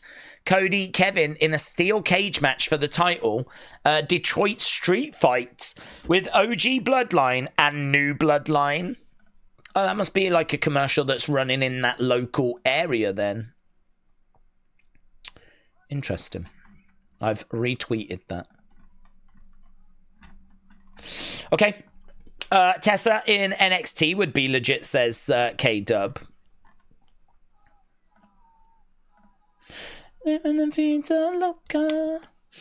Tiffany is the real star of As Now. If there's women's mid-card it's gone. Who could stop Jacob? Maybe someone from Boston. What, you mean like Tommy's girlfriend? Because it ain't going to be Tommy, is it? If Hogan can be on Saturday night's main event, I don't see why Tessa should be blacklisted, to be honest, said Dr. Luchalala. It's a really good point, isn't it? That's a good point. I suppose the difference is that he made comments that were obviously picked up kind of behind closed doors and leaked, whereas hers are seemingly to the face of... I'm not saying that it makes it any worse or any better. I'm just saying that there is a difference because she was saying it to the face of people and she was doing it to be disrespectful and she was doing it to hurt. You could maybe make the argument that makes it less of a problem because maybe she didn't mean what she was saying. She only said it because she wanted to hurt. Whereas Hogan saying it in the comfort of, you know, behind closed doors. Does that mean that he means what he says a bit more? Perhaps they both mean it. Perhaps neither mean it. I just don't know. But it's a good point, though. If Hogan can be used on these shows, then why can't we forgive her? It's a good point. Tessa has returned to... look, she's returned and straight away she's having a go at a woman. She's literally only been back a few seconds and here she is, look, shouting and making a woman feel terrible backstage. When will this woman learn?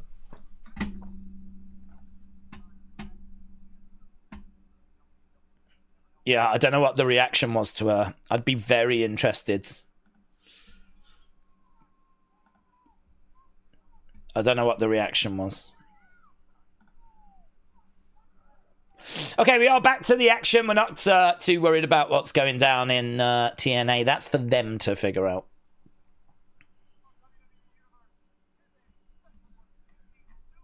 Huh? We got to look at a Lion King trailer during a match. Picture in picture. What's this? You've already showed us the trailer. We've already had to watch it. No. No. That can't be allowed to be the norm. Ugh.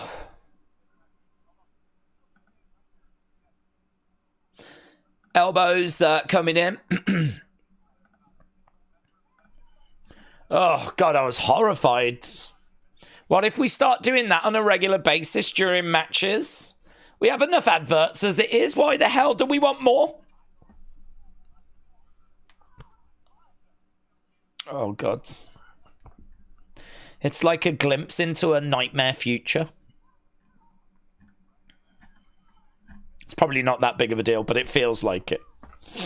When you have to put up with the amount of adverts we have to put up with.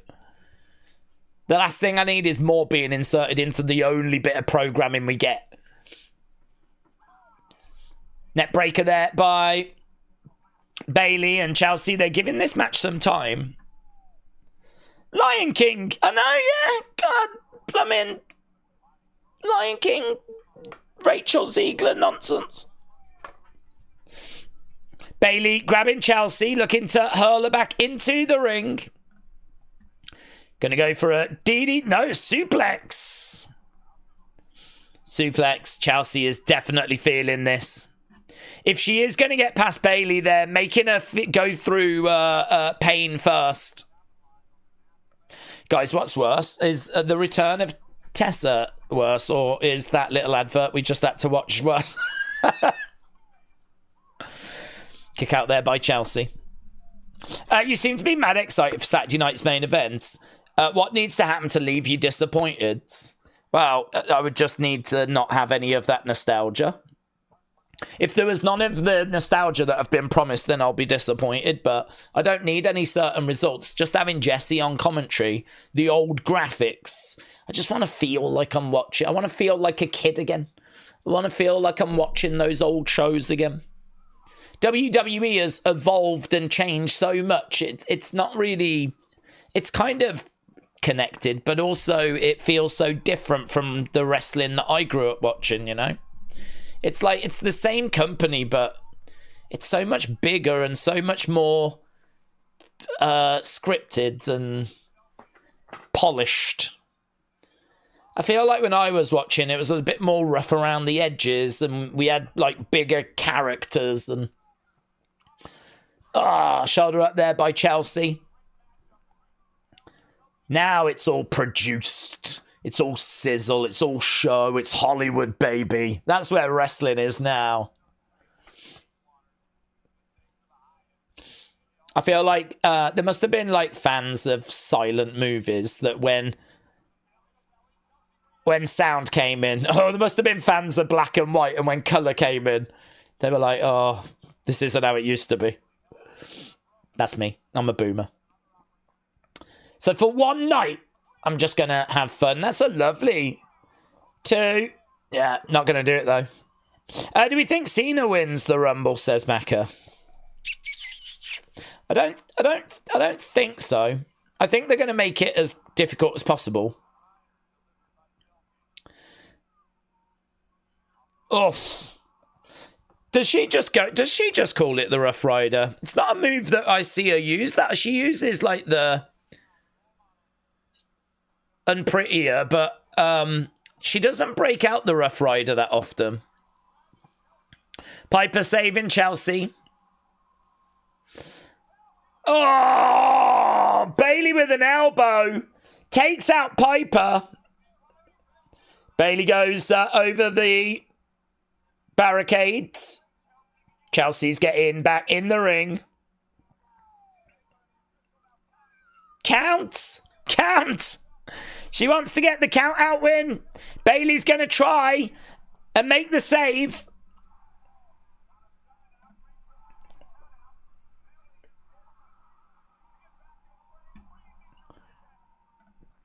Here we go. Looking for unprettier. 1, 2.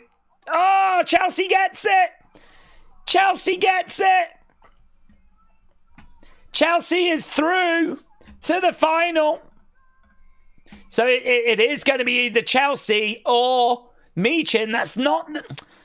it's kind of a surprise because it's Bayley. But...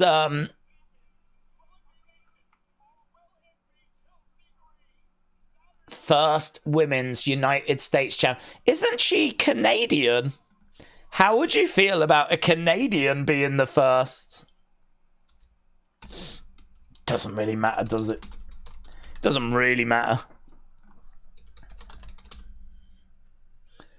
Here's Motor City Machine Guns.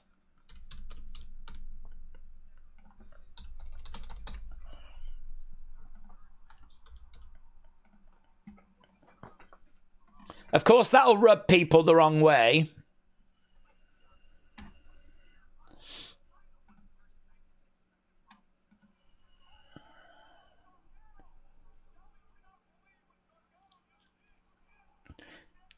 So, Motor City Machine Gun said, we knew this would rub some people up the wrong way.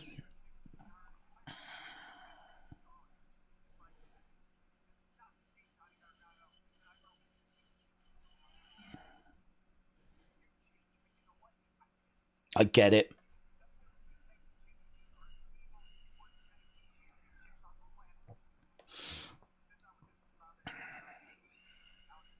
Now it's a fight. Next week,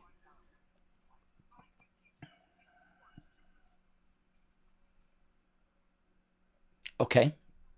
So what's happening next week then?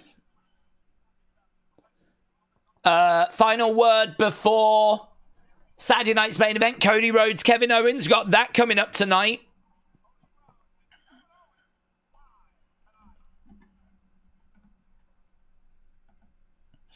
Okay, I think we've gone to commercial break. Oh, hello, WWE shop advert. Hello, Jey Uso. Right. Motor City Machine Guns DIY get in black and white promos, said K-Dub. Boop, boop, boop, boop, boop, boop, boop, boop. I'm the teacher, you're the student. I like that, said Lone Star Friends. Tommaso Tomato Chomper and Johnny Garlic Garno, said Zoom Station. I won't lie, that was a nice promo, said Spartan. Haseeb said days for Roman, remainder of his career. How would you use him now? Would he get back to a world title? Would he be a gatekeeper or a special attraction? Well, he will be a special attraction. He's going to have to, because his contract isn't going to magically increase. So, you know, he's got that arrangement. He's got that agreement that he is only has to work so many dates a year. So, yeah, no, for me, special attraction. Does he get the title back? I would not be down on him getting it at some point. But I'm not in a rush for him to get it anytime soon. And I don't even know if it'd be the one that Cody has. I might give him a run with the World Heavyweight title. But, no, I think the crowning moment of his career has just happened. That title run, that Bloodline story. I think, you know, we do our best now to put him in some really engaging feuds. Him and Punk is going to cook. Him and Jacob is going to cook. Him and, you know, I don't know, Randy or whoever, it's going to cook. There's going to be loads of feuds you can do. But, and little stories you can tell. But I think we're going to struggle now to do anything as big, as epic as what we've just had. LS Dub said there was some good stuff there from Shelley. It's segments like that that makes me want to see more of Motor City Machine Guns. As champs, they had no reason to cut a scathing promo on someone, but this allows casuals to connect with them. Cameron said Rachel Ziegler's not involved in The Lion King. She's doing Snow White. Yeah, but she's ruined all of Disney, so it's connected. Disney's dead now. I hate them all. I've got the chance to go to Undertaker's Dead Man show, or Zilla Fatu at Reality of Wrestling, or stay and watch main event with you. What would you do? I would stay and watch main event with us. That's what I would do. I would do that. I would stay in, get some beers, and I would watch main event with the community and have a great time. And actually, I'm not even lying. That is probably what I would end up doing. What you should do is different, though, to be honest. What I would do is different to what you should do. And I think what you should do is probably go to the Undertaker show. Because I'm not a big Zilla fan, to be honest, so that doesn't really appeal. But to go and see the Undertaker's Dead Man show, that's something I'd like to do at some point. So I'd probably do that. But I don't know that I would want to do it, seriously, on the same night as Saturday night's main event, because genuinely, as people know, I am actually really excited for that show. Like, really excited because of the nostalgia and the retro feel. So I actually would watch Saturday night's main event tomorrow. But I would go to Undertaker at some point. So in there somewhere is an answer. I'm not sure if you can find it. It was in there. I have asked around and people tell me there is an answer in there somewhere.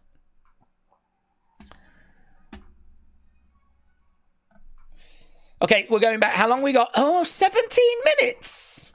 The flip, I didn't realise there was... I thought there was still ages left. 17 minutes.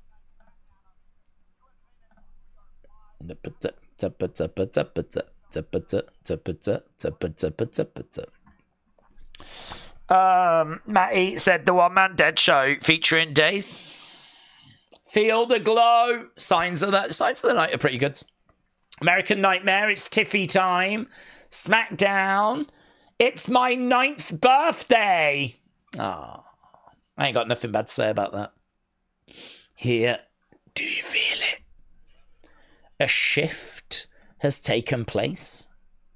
No longer will the feeble, weak-minded be praised as victors. Their weaknesses hidden behind false confidence.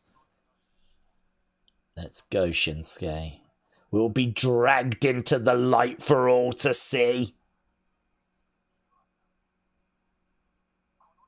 One by one, they will fall before my feet.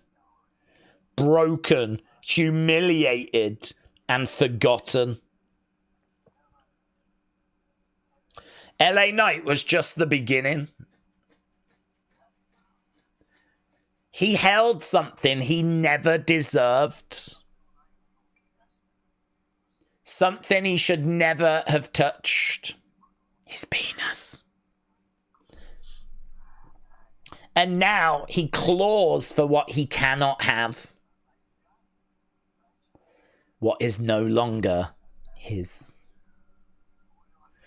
It's another fire Shinsuke. It's another fire Shinsuke promo. I am inevitable. Shinsuke Nakamura. It didn't go anywhere, unfortunately. Okay, we're backstage with Tiffy. Tough night. It happens. Here's Nia. Not everyone's meant to be a singles champ. Bummer. Yeah. Great news. Candice.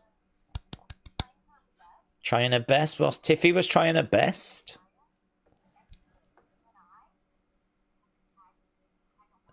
Candice and Nia are got a tag title match next week. Wow.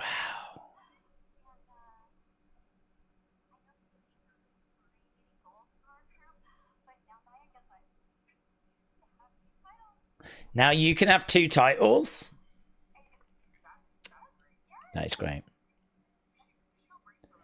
They're going to go brainstorm. Sorry, Tiff.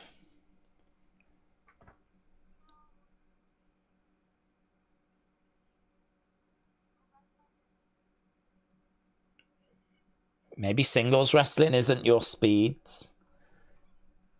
Oh, she looks at that briefcase. Pretty battered, that briefcase, isn't it? I didn't realise that briefcase was so messed up. It's messed up. It's messed up. She looks unreal. Days, what snacks have we got planned for tomorrow? Just me, mate. Just me. Tiffy time's incredible, said Joe. Chelsea Green is going to win the belts. Tiff will cash in, says Freeman. Okay, they are running down the card for tomorrow. Tomorrow. Cody says, tomorrow means more to me than you all know. I wish I was facing a different Kevin Owens, where we could take this all in together. Before tomorrow, I need to let Kevin know who is standing across the ring from. Cody Rhodes just tweeted that out. Days, you're not going to do Colby after Saturday night's main events? No. My focus, my attention is fully on Saturday night's main event. And obviously doing like the videos and everything and all of that. Unseen and whatnot. I think Colby, I think that fight will definitely bring in some attention, but it's not like one of their big monthly pay-per-views, is it? Colby's fallen off, but he'll get some views. But no, my focus tomorrow is wrestling. Will the YouTube version have ads? I don't know. I don't think so. I'd imagine it'll just go to a graphic, maybe. I don't think they don't put the ads in. It's the networks that put the ads in. So there's no... it's just going to go to, like, a graphic, I would imagine. I suppose they could then press the button to play an ads. There is a button up here. Is that it? Yeah. This one. I never press it. It inserts an ad. I don't even know if I'm talking to anyone anymore. Am I talking to anyone? I don't know. There's a button which is here, which I could always have the option of pressing, and I never press it. But it inserts an advert. And they could always do that. Did anyone get an ad then? Did that work? Oh, I just want to know. Nathan said first hour was slow. Second hour picked up. Saturday night's main event card feels exactly how a Saturday night main cards. I got hit with an ad, said Sonny.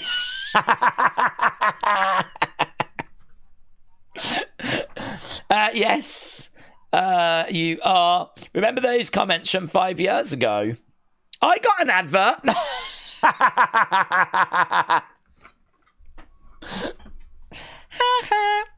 I got an ad. I didn't get an ad, said Danny. It does work. Do an ad every once in a while. Treat yourself, said Word of Wrestling. I got added. Yeah, think how lucky you are. I could have been pressing that button for years. It's been there years. It's always there, just looking at me. I think that was like the second time I've ever pressed it. I am so good to you guys. Although... I'll take that extra advert that just dropped. We wouldn't mind. We can still just view the chat. Said well, to be honest, Word of Wrestling, I think that's why 99.9% of people come here anyway.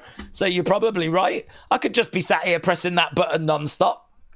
I don't even know if anyone would notice. I think we reached the conclusion I'm on most people's profiles muted anyway, so... You're not wrong. There are some pictures of next week's show doing the round. Nothing spoilery. Just some images of the Grayson Waller effect, which has already been announced. Right. Cody Rhodes, final face-off. How long we got? 9 minutes. 9 minutes live on NBC. Look and listen to that music. Let's go. Flipping now. Michael Cole's in the ring. Cody Rhodes going to make his way down. Cody Rhodes. Wrestling has more than one royal family. Right. Duran said should have used that ad button when it was storming over there and you was just buffering all show. That's true. Tomorrow's going to be interesting, said Felix. Too bad. I've got YouTube Premium. I guess I just mute, said Ring General. Yeah, I think if you've got Premium, you don't get ads, do you? So I think it doesn't show them for you. I've got Premium. It's good. I really like Premium. I really like it. Some people are like down on it, like an extra subscription thing. But honestly, I could not watch YouTube with adverts now. I couldn't do it. I've been spoiled. I sometimes go onto my other accounts and... why did he just walk back up the entranceway again? What was that about? He kind of came down, turned around, and then walked back up again, and I don't know why he did that. What was Cody doing? Yeah, anyway, sometimes I'm on my other accounts, and I don't have Premium attached to those, so I get adverts. It's like literally the worst thing in the world. There is nothing worse in the world than YouTube ads.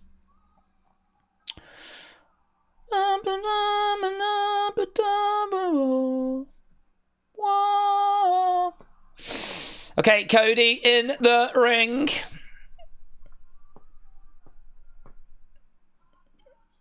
Michael Cole was just looking outside the ring, gives a little nod.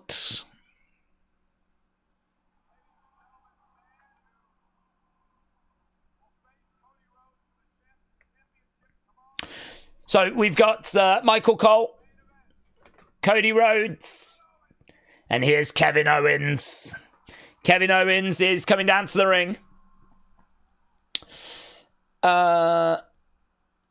I think they should give me YouTube Premium since I have YouTube TV. That just went up in price, didn't it? YouTube TV.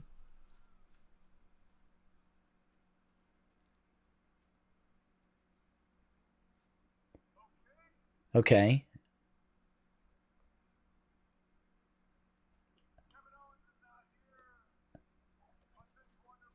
Kevin Owens is not here. So Cody's in the ring. He said Kevin Owens is not here. I think he is. He's just not coming down when requested.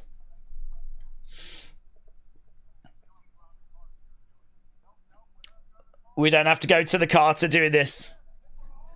We're going to do it in front of all these folks. That was good, actually, last week when we did the car interview. That was fun.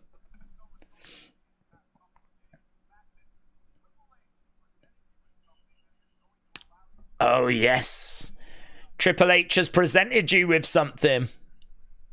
Can you tell us tonight what that gift is? Oh. Who cares, said Kevin.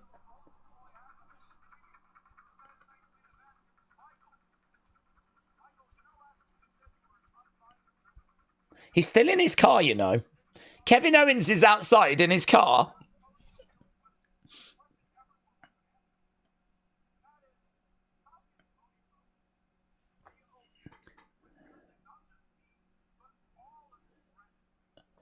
How can Cody Rhodes be okay with using all of his friends?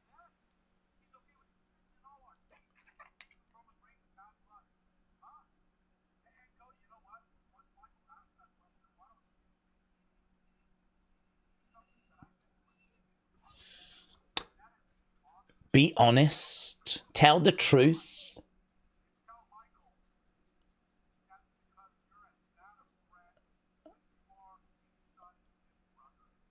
You're as bad a friend as you are a son and brother?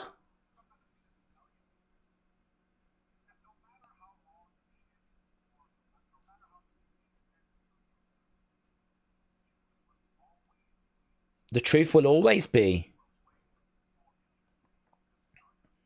Oof, you was way more interesting as Stardust. Oh, Cody doesn't have a comeback here. You was way more interesting as Stardust.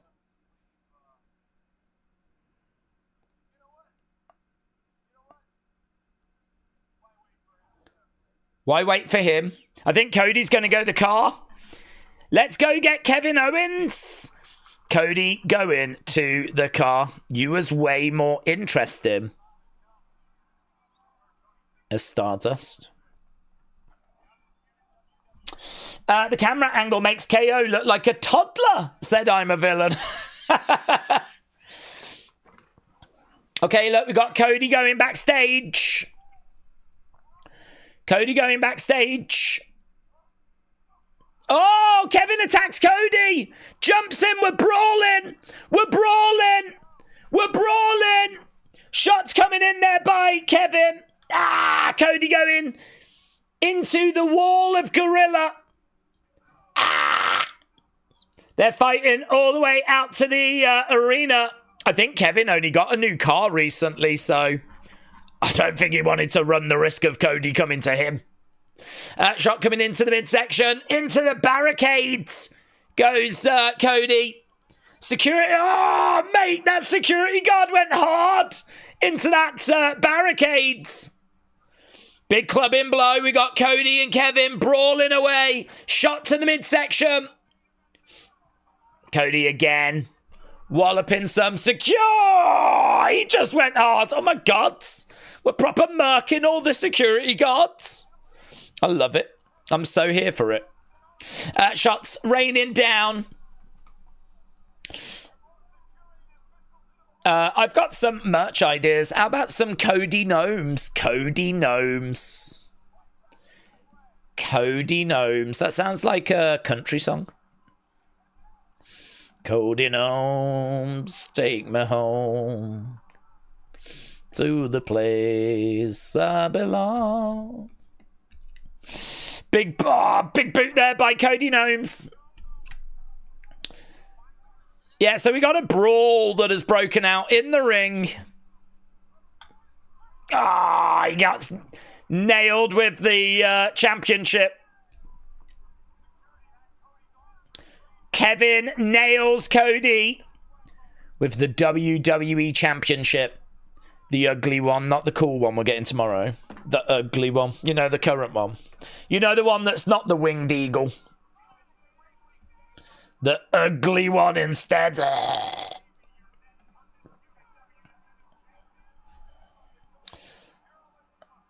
He pushes security guards back.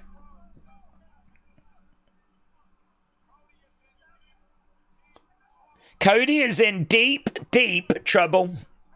Deep trouble, mate. Deep trouble. He's wearing a Stardust shirt. Oh, well spotted. Well spotted. Stardust shirt. Very good. Cody is down after he just got murked.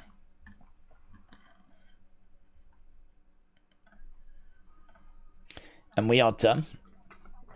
Right, well, there we go, kids. That was this week's SmackDown. So, let's get